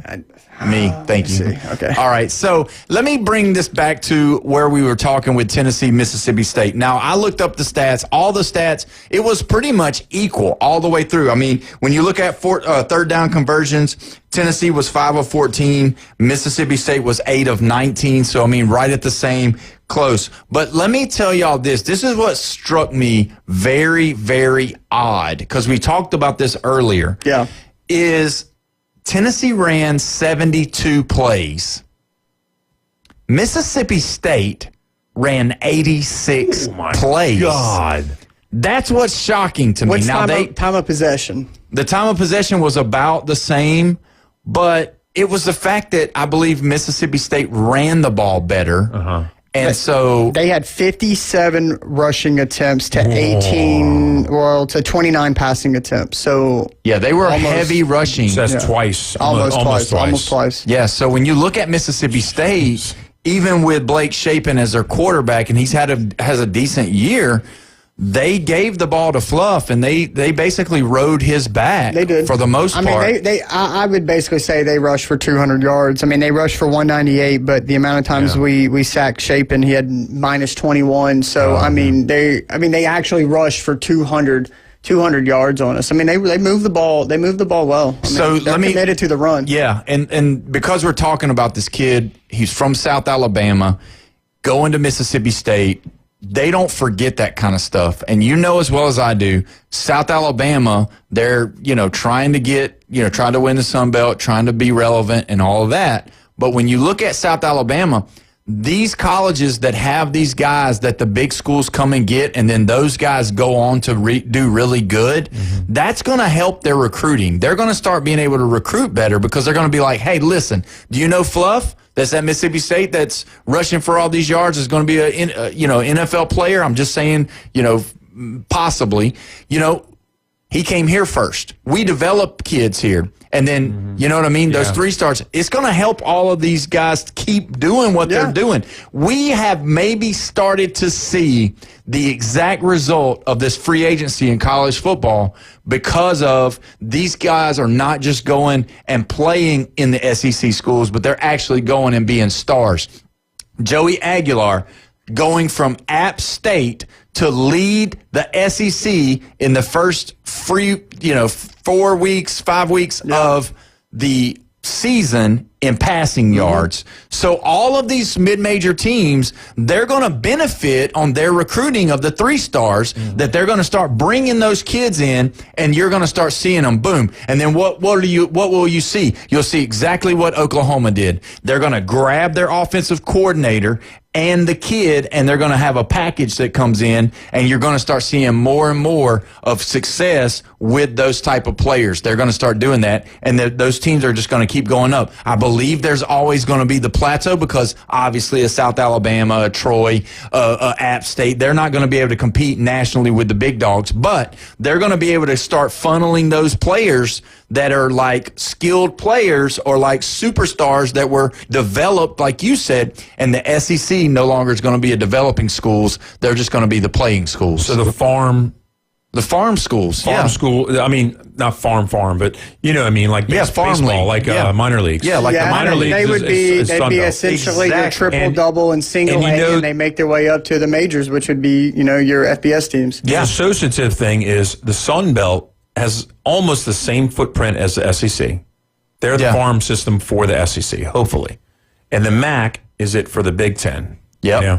These other conferences really don't have much of anything as far as like a direct got farm system like that. And here's another thing. Going to the non-game SEC schedule, Mississippi State played South Alabama either 2 or 3 years ago. Yes. They were in that area, and they were recruiting when they were down there. They got to. And like you got to think about the Florida schools. Oh, yeah. They're going to grab the UCF. They're going to grab the South Florida teams because somebody's going to grab the South Florida coach after this season. There's going to be enough jobs open that he's going somewhere. I mean, the Memphis coach might turn up being good this year. Who knows? And then the Memphis position comes open. I mean, we don't know where these coaches are going to end up because they have different things that, they require, especially for like their family and everything, and money, of course. But, it's going to be interesting. With the SEC having less games to play out of conference, what's going to happen with the Sun Belt and SEC games that they're playing against each other? They're just going to use it as they're going to get. There's going to be less games played between the conferences. I don't think so. I think they're going to pay more money. I think they'll keep paying those money to those schools, and then they will see those players that they like. Yeah. And they may not play them every year, and they'll poach them. But they may not play them every single year, but they may do every other year or every 2 years or whatever because they want to keep that pipeline open because once you open and bring a kid in from another school, you can say what you want. They're going to be able to start pulling from that school from now on, and they're going to be happy about it because they're using it to get the kids to come in as well. And that's the way it works. LSU does that in baseball. Yeah. Oh, absolutely they do. But we got to take a break, and when we come back, we're going to discuss more of this SEC football. You're listening to the Sports Blitz with Paul Wilson here at 104.3 ESPN Northwest Florida.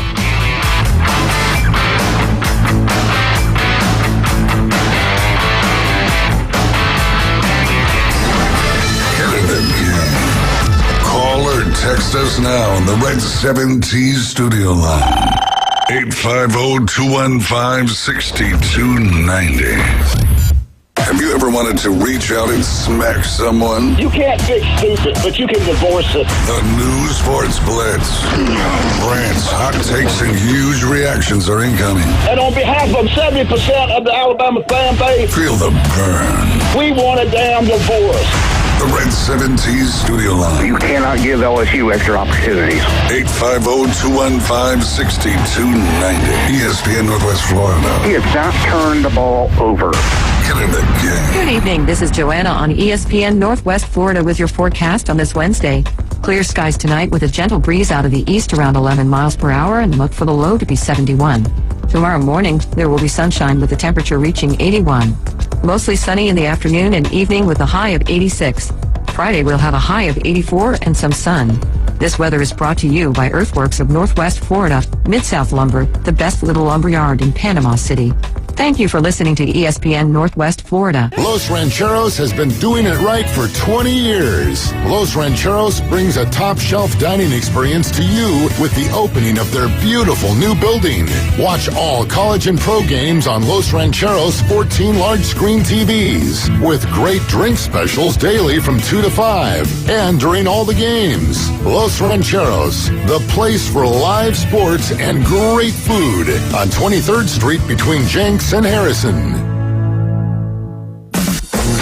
over 4 decades in business, Instant Replay Sports Cards is happy to take your collection to the next level. All new hobby boxes, signed memorabilia and supplies, new and vintage cards and Pokemon. Buy, sell, and trade. They're an authorized source for Topps, Panini, Upper Deck, and Leaf cards. Instant Replay Sports Cards inside the Stanford Station on 23rd Street next to Academy Sports. Come see the bigger store and the larger inventory or visit online, InstantReplaySportsCards.com. The Kings of the Swamp. Falls loose at the 38. Gators got it. Wow. Florida returns to the Swamp to face Texas on Saturday, October 4th. Foot race down the near sideline. 20, 15, 10, the 5. Touchdown, Gators. On your home for Florida football. Coverage from the Swamp starts at 2, kickoff at 2:30 on 104.3 ESPN Northwest Florida. Transmitting from the CBC Construction Studio. And now the Gulf Coast's newest sports talk host, Paul Wilson. Fresh new start. Locally sourced, farm to radio. The Sports Blitz. We're starting fresh. 104.3 ESPN Northwest Florida.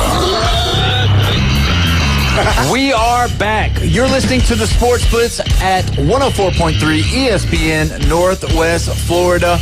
Don't forget, you can call in, you can text in on the Red 7T's phone line, 850-215-6290. Don't forget, this weekend, join us live on location this Saturday night at the Lone Star Boyle House and Sports Bar for your Miami Hurricanes and the Florida State Seminoles. Watch the game on the outdoor Jumbotron. The atmosphere is going to be wild. Plenty of choices to eat with the locals' favorite seafood. Plus, you can win a pair of tickets to see the Jacksonville Jaguars, and there will be some ESPN Northwest Florida merch. Canes and Knowles at the Lone Star Bowl House, 320 West 5th Street, downtown Panama City, Saturday night.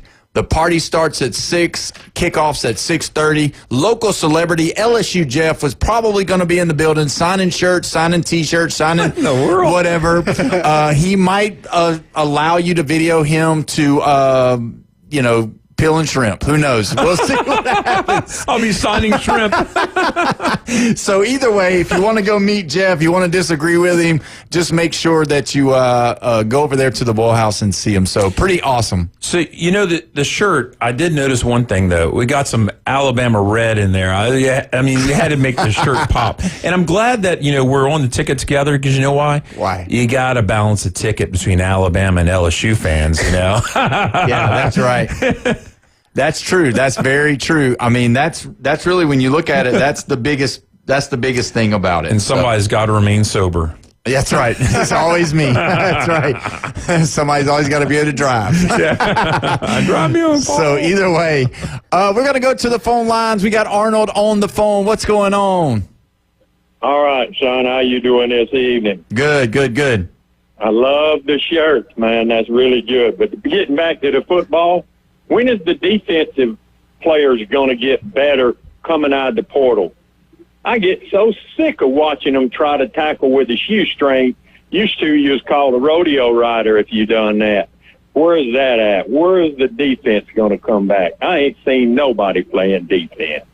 That's a good point, and that's going to be the topic of discussion, because when you look at it, Coach Saban about 3 years ago said that they changed the way that the offenses run, as a whole now, and it's so hard on the defense to be able to play because of all the motion and the trickery that they allow them to do that they used to not let them do. They used to not let them go towards the line of scrimmage. They used to not let them move as much.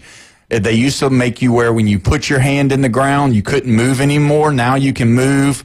Now they're letting the guard signal to the center when to snap the ball. All of those things are things that allow the offense to have a more opportunity to move the football. And, that's the big thing. And then also taking away the other part, which is the safety part of it, the targeting. The targeting area has changed tackle football from little kids all the way up to college and to pro. But we appreciate the call.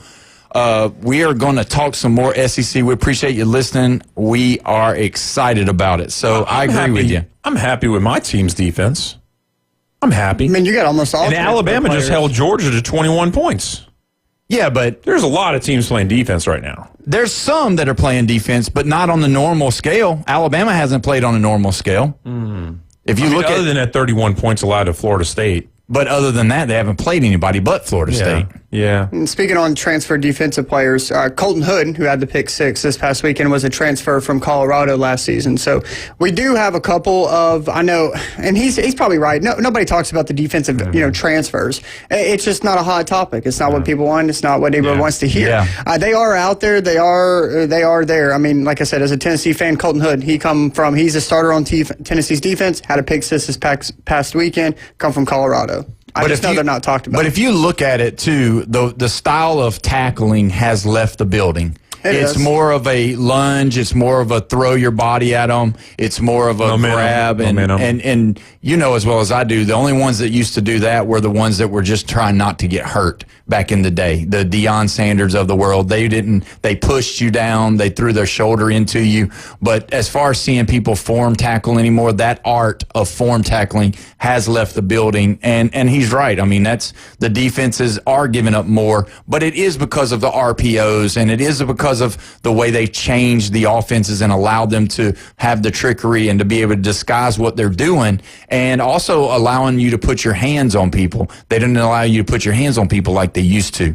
But they used to let you put your hands on people. So it used to be a fighting match on the outside. And then leading with the crown of the helmet. Yeah. Yeah. I mean, there was explosive hits in the past that hurt people. Yeah, and you can't have helmet to helmet. So, I mean, even if your helmet's not down, you're not leading with the crown. And when we were kids playing football, face mask to face mask, you can't. That's helmet to helmet these days. I mean, you can't be taught that anymore. The 15-yard penalty that Georgia got for the guy jumping onto the pile, he led with his helmet. He should have been kicked out for targeting because he hit the back of Ty Simpson's head with his helmet, and he lunged forward and dove into it. But they didn't even call it. They just called a personal foul, gave him the 15 yards, and kept the ball rolling, which was a dumb penalty by him. But either way, it is that. It's all of those things. And there was one more thing that I was going to say about the tackling is the fact that they just teach them to just kind of grab more than wrapping up and driving into the ground. And obviously with quarterbacks, if you drive a quarterback into the ground, that's a penalty now too. Yeah. So you can't really do those things. You can't finish your tackle. You can't face mask to face mask. I mean, like I said, just the things that we fundamentally were taught growing up are no more fundamentals. Yeah, and so that's caused the offenses to be able to score more because they're definitely aware of what they can and what they can't do. And some things are so close, and you're playing somebody that's just as fast as you are, and you're just as fast as they are, and y'all are going to meet, and you need to stop them before the third, for the marker. And, I mean, you try to make your play. I mean, that's why we still get those targeting penalties just about every week. 100%. I mean, even one of the, if not the greatest quarterback of all time, Tom Brady says, I mean, there's too many darn rules for that favor the offense. But it favors the offense. Exactly. And that's it. And that's why. So, Jeffrey, you want to go through our pick-ems from last week? You're going to let us know how many games we won and how many games we lost, and we can talk about the surprising of the scores of some of them. Go ahead. Well, I mean, you only missed on 2. You went 8-2. Yeah. And I went 8-2. And, well, I mean, okay, you talked earlier about Arizona State. Mm-hmm. Now, you picked TCU against Arizona State, and Arizona State won. Yeah. It was a close game. That game could have gone either way. Right. So that's half of your losses right there, and a one that could have gone either way, right? The other one that you lost was you picked Penn State against Oregon, which, I mean, I kind of understand it, but I was believing in Oregon, and they squeaked it out. Yeah. Another one that could have gone either way. Now, there were ones that you won that could have gone either way also. Yeah, which ones did you lose? Let's see. I lost. I know you lost the LSU Ole Miss one, right? And then... let's see. I lost... Actually, I picked that one. That one. Yeah, I picked the LSU against Ole Miss. And where is the other one? Oh, I picked Georgia against Alabama. Yeah. Yeah. So I'm not saying that could have gone either way, but it kind of could, It's a 3-point game, right? Yeah, but if we're going to use your way of looking at the game, we kneeled the ball at the end of the game. We could have kept going. Yeah, yeah. Now, Brandon... He has said that before. I've heard that. I have. Oh, yeah. I have said that before. It depends. I mean, it was the LSU Florida. To win the game, example. or I mean, I get it. I mean, it's a semi-valid point. You're right. So maybe it wasn't a 3.1. Maybe it was up to 10 at the most. 10 at the most. Go 6 ahead. probability. Go ahead. Brandon, and I'm talk about sorry. my down week. Brandon. Did I go 500? No. Oh. You went 4 for 6. Golly. So the first one, Arizona State, TCU. Okay, Yeah. I get it. Whatever. But then you said Arkansas against Notre Dame. And if you look at my reaction after you said that, and then after that, listen. my Every head. single week, you should have. There's a ton of games every week that we all sit in here and we shake our head over. Yeah. So a couple things led to one thing. Any given Saturday, So any of these teams right after that, you picked Washington against Ohio State. Yeah, well, and for the first couple of quarters, it was pretty close, and then It was really close. Yeah, I was like, Ohio State, are they really for real? I don't know. They are. I don't know. I mean, Their that offense is game, not. that game is pretty close, and I had my valid points where I thought, you know, traveling across the country and saying first true road game, things like that. But I was wrong. I'll admit I picked the wrong team, and Ohio State beat the brakes off Washington. So then I'm sorry that you went with me. You went with LSU. I did. Shouldn't have. So you missed the first 4 games of the weekend. Fantastic. And you must have been thinking this is not going good. I might go 0-10. Yeah. So then, of course, you had A&M, so you won that one, and then you picked Indiana, you won that one, and then you picked Tennessee, and you won that one. So actually, you got 3 wins in a row before you lost back-to-back again. Yeah. You picked Penn State against Oregon, and then you picked Georgia. Disappointments. And then you picked Georgia along with me, so you lost 2 in a row right there. So 4 and 6, you went from second place to last 3 games back. Well, 3? No, you're 5 games behind me now. Okay. Oh, well, Because I gained 4 on you this weekend, just alone on this weekend, because you're only 1 game back. Yeah, I'm going to have you choose your games first today, by the way. I do. And do you want to do it now? No, we're not doing it now. We're not going to do it now.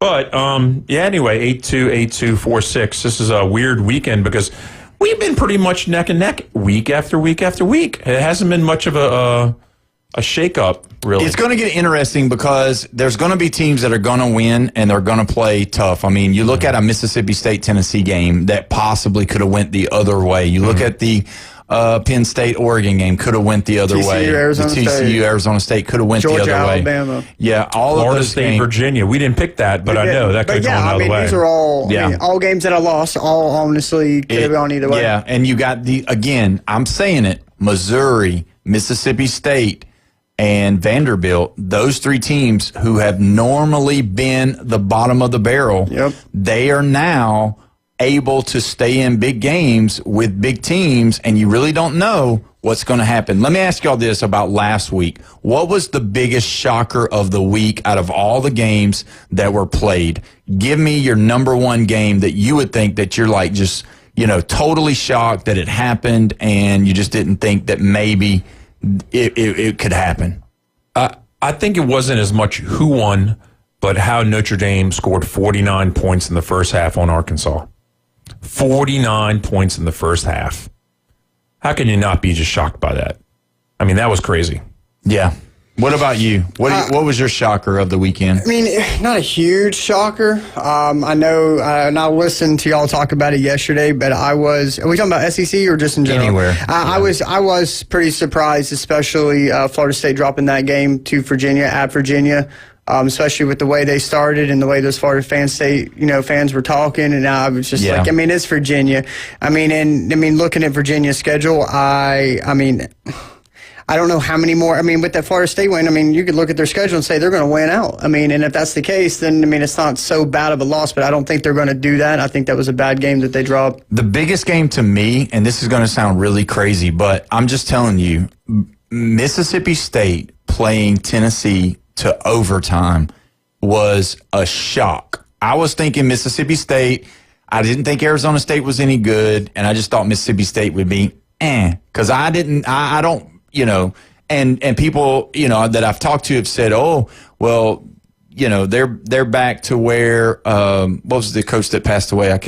Mike Leach. They're back where, no, they've already passed where Mike Leach was. Mike Leach wasn't playing Tennessee that tough. He was getting blown out by Tennessee, Alabama, and all the rest. Listen, this ain't your grandfather's Mississippi State team, right? No, they're good. And so you come sidestepping. Prescott was like 12 years ago. Yeah, that's been the team. Yeah. So, But either way, we're going to go ahead and take our next break. And when we come back, we're going to pick these games coming up. You're listening to the Sports Blitz with Paul Wilson here at 104.3 ESPN Northwest Florida.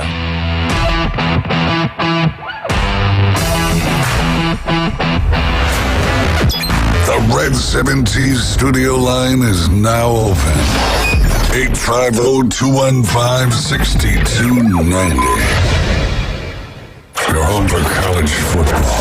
ESPN Northwest Florida. This Saturday, it's a college football doubleheader. First, the Texas Longhorns at your Florida Gators. Stiff arm diving, pylon, touchdown Florida! Coverage from the Swamp starts at 2, kickoff at 2:30. Then join us at Lone Star Boyle House for your Miami Hurricanes at FSU. Party starts at 6, kickoff at 6:30 on your home for college football on the Gulf Coast. It's a touchdown Miami!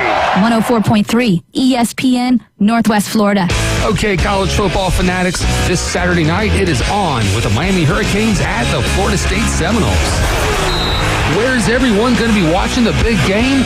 Lone Star Boyle House. Talk about an incredible game day experience with the biggest TV in Panama City, an insane atmosphere, and the locals' favorite for seafood.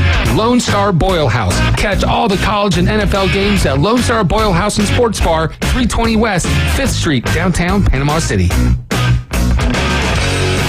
Hewitt Tire and Auto has been in business in Panama City forever. Locals taking care of locals. From the smallest to the largest vehicles, they do it all. But don't take my word for it. Listen to the experts. Hewitt Tire and Auto, your certified AAA service center and hometown towing. Visit them online at HewittTire.com.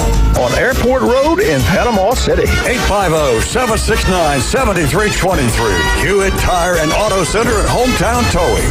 Mentorship might sound huge, but the truth is, it takes little to be big. Just showing up can spark confidence and connection in a child's life. Right now, more than 300 kids in Northwest Florida are waiting for a mentor. Be the one who makes a difference. Call 850-433-KIDS or visit bethebig.org to get started. The Kings of the Swamp. Ball's loose at the 38. Gators got it. Wow. Florida returns to the Swamp to face Texas on Saturday, October 4th. Foot race down the near sideline. 20, 15, 10, the 5. Touchdown, Gators. On your home for Florida football. Coverage from the Swamp starts at 2, kickoff at 2:30 on 104.3 ESPN Northwest Florida. If you build it, they will come. We're live from the CBC Construction Studios. You've got the games, but we've got the breakdown. That's the difference between a winning football team and a losing football team. Hot takes, cold truths, and the takedowns that get everyone talking. This is the Sports Blitz with Paul Wilson. Then you're going to run into a big problem. 104.3 ESPN Northwest Florida. Welcome back. We are here at the Sports Blitz with Paul Wilson at 104.3 ESPN Northwest Florida. We've got about 45 minutes. Just kidding, about 15 minutes to go. So if you want to call in, text in, you can call in at 850-215-6290 on the Red 70s phone line. We're pumped up.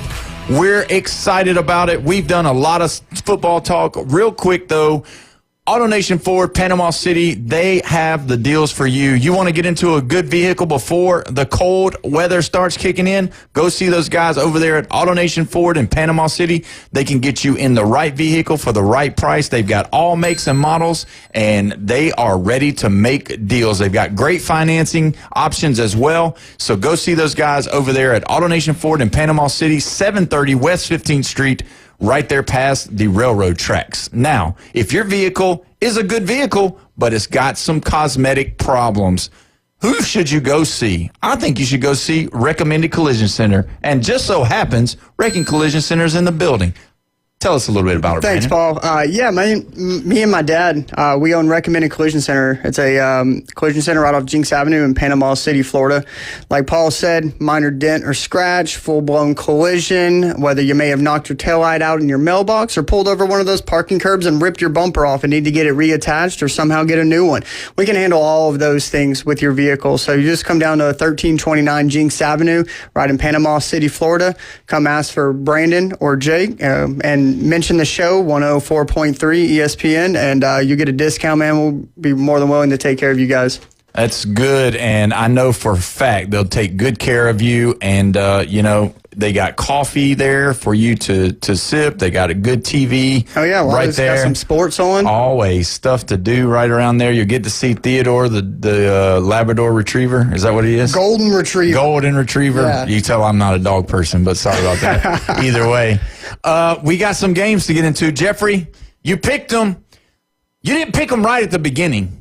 But I had to correct him. Yeah. And you know what, guys? It's just a real travesty at times whenever Jeff sometimes tries to throw the shade at the Alabama Crimson Tide, and it doesn't work out very good. I get it. He doesn't think that Vanderbilt's a good team. He doesn't think they're going to be able to handle Alabama or anything like that. So he said, well, I'm not going to put them on the list. But you got to put the Crimson Tide on the list when they're playing an SEC team that's undefeated. So, Brandon, tell me the truth. Alabama Vandy needs to be on the list. It needs to be on the list. Thank you. All right. So anyway, now that we've set that in stone, all right, Jeff, here we go. So when I pick these teams, I pick 10 games, right, every week. And I try to pick ones that we would probably differ or, there's a chance of... There's not an easy selection. It's not an easy selection. Like, all of us last week going... Who was it last week? We could take the easiest 10 games, though. I mean, not get it right. There was one, I guess it wasn't this last week, but the week before where it was like, it's a no-brainer, And I don't do that. And so I thought Alabama versus Vanderbilt, we're all going to pick Vanderbilt. Why even pick it? Georgia. Okay, go ahead. Georgia versus Kentucky. Everybody's going to pick Georgia. Why are we picking it? Let me go pick something else that we might not know much about, like the one that was knocking yesterday when we mentioned Troy was playing South Alabama. Mm-hmm. Now, South Alabama is only 1-3, and Troy is 2-2. They're pretty much in the same kind of range. They're in-state rivals. They should be playing the Belt. The Belt? Is that what it's called? Yeah, the Belt Bowl. The Belt Bowl. That should be played at the end of the year. The Sun Belt is a travesty for doing stupid stuff like that and not having that game at the end of the year. Yeah, and that should be a rivalry. They can't have games at the beginning that is going to be overshadowed by all of the tough games that are beginning the season, where everybody's starting to play in-conference stuff. They should get the easy ones out of the way and get the ones that are, like you said, rivalries going. Yeah. So anyway, with that being said, let's go. So with that being said, we are not picking Troy and South Alabama. Because of me. Thank goodness. goodness. Because of you. Thank you. So we'll all be picking Alabama, and we'll all be picking Georgia later on. You just said earlier, though, and I think he heard you. You said Vanderbilt. You said we're all picking Vanderbilt. No. You'll have to go back and listen. Well, anyway. Boise State at Notre Dame. I got Notre Dame. Notre Dame. Notre Dame in the house. Okay. Texas at Florida. Wow. What do you say, Brandon? Man, this is the only one I don't have checked. Now, like, my head says Texas, and I'm picking Texas. But do not be surprised if there is a very, very close ball game down in Gainesville this weekend. Man, they have nothing to lose but besides ruin people's seasons. We're going to go full-fledged Florida tomorrow. Yeah, I'll be listening. It's going to be diving into what's going to happen. So what do you think, Jeffrey? I got Texas, but this is going to be one of those stupid games where I'm pulling for the Gators, and then I picked Texas, but I'm pulling for the Gators because I don't care who I picked because I don't want to. I don't want the Longhorns to win. No, and I don't like Seminoles celebrating every time the Gators lose a game. It's kind of sickening. That's right. I'm going with Texas as well. I agree with you, though. I think that this game, is going to be one of those games where you're like, man, I kind of really want Florida to win because I just think. I just want them to win. But don't be surprised, like you said, if there's a ruckus down in Florida with all the people going crazy. And this could be the one, guys. I don't know if you realize this or not. If Texas goes down there and curb stomps Florida, this could be the final game of Billy Napier's career at the University of Florida. And you know what? I'm not calling out any other radio shows, but last year when Texas did curb stomp Florida, there was another radio show that was saying that Napier's gone. It didn't happen, did it? It didn't happen. Yep, that's what happens. All right, we got a Big 12 game. Texas Tech is playing at Houston. I got Texas Tech. Texas Tech and Houston. Houston is undefeated. Hasn't played too much of anybody. They did beat Colorado by more than 2 touchdowns, though, this year. Yeah, I think I'm going with Texas Tech on that one. Yeah, I'm going Texas Tech. Back it up one game, Jeff. Yeah, you. Oh yeah. ACC. I got 3 ACC games on the slate this week. Well, you got to think ACC is better than they've been in the past, and we've been saying this from the beginning. This year's ACC is quasi SEC because they've got some really good teams, and you can't just go sidestepping every single week like normal. Well, what helped this one out was Virginia beat Florida State last week. Let's be honest. If Virginia didn't beat Florida State last week, this game would not be on the top 10. Yeah. So we got Virginia at Louisville. I think you're going with Louisville. I think so. I have Louisville as well. Yeah. Yeah. You got Louisville? I'm Paul? No. Tell me Cavaliers. I'm thinking about it. It's at Louisville, though. Yeah, it's at Louisville. Yeah. I'm just. Yeah. You know what? Give me the Cavaliers. What? Let's go. Yeah. Okay. We're going to make up some time on this. Yes. All right. Here we go. We got Mississippi State at Texas A&M. I got Texas A&M. You know what? At Kyle Field. Think about it. Yeah, but they got those cheerleaders. The male cheerleaders. The male cheerleaders. But the thing is that don't look too fast on that because A&M beat Auburn 16-10 at home last week. Yeah. With a subpar Jackson Arnold. A&M and Mississippi State. So I'm going to go pick the whole weird way. Nothing really statistical. I picked Texas A&M probably because I'm going to get this pick wrong, which means Mississippi State will probably win, and that'll knock Texas A&M from the rankings. Tennessee can slide down a little bit. So I'm going ahead and picking Texas A&M to win at home. Okay, well, you know what? I'm going Mississippi State right here. Give me the Bulldogs. And Jeff, he's so cocky and arrogant because he just knows that the A&M Aggies are going to win. But I'm just telling you. No, I don't. Give me Mississippi State. If Miss State plays like they played last weekend, now it is not at home. There are no cowbell power. There's no none of that. If they play like they did last weekend, this is going to be a really, really good game to watch this weekend. A&M had the 13-10 lead, and instead of scoring a touchdown and putting them away, they settled on a field goal. That left Auburn a chance to win the game. To win the game, only be down by 6, and Auburn just couldn't do it. Yep. What you got? I got Clemson at North Carolina. I got Clemson. Give me Clemson. I have Clemson as well. I think he beats Bill Belichick. Man, Bill Belichick. Here we go. Yeah, he's having a rough year. Wisconsin at Michigan. I got Michigan. Yeah, I got Michigan, too. In the big house. Samesies. I got Michigan. See, this is why I picked South Alabama and Troy. Because we keep on picking the same. Can't do that. Anyway, Vanderbilt at Bama. I got Bama. Yeah, I got Bama too.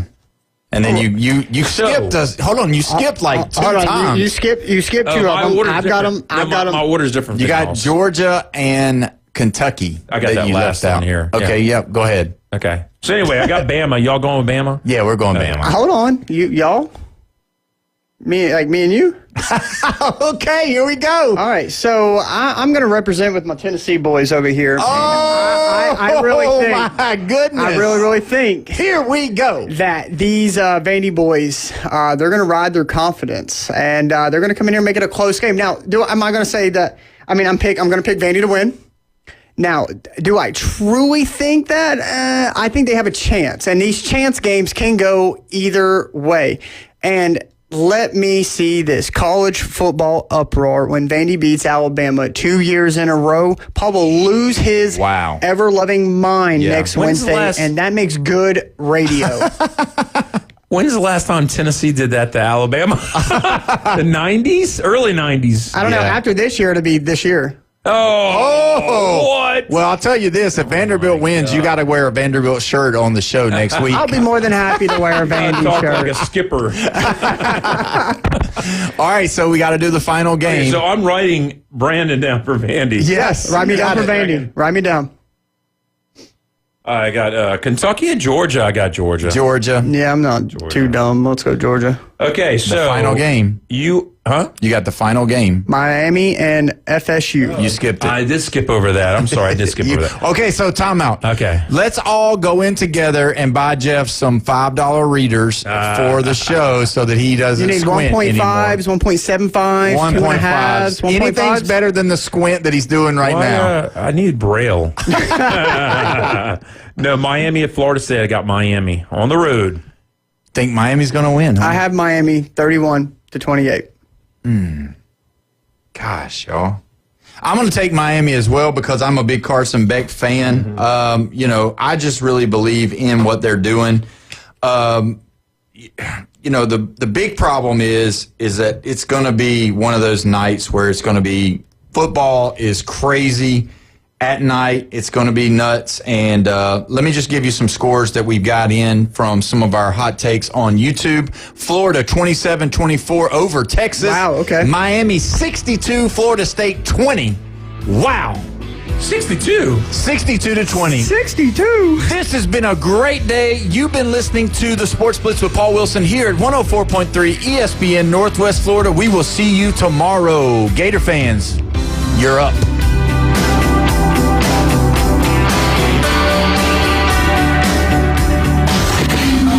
104.3 ESPN Northwest Florida. The Coach James Hale Show.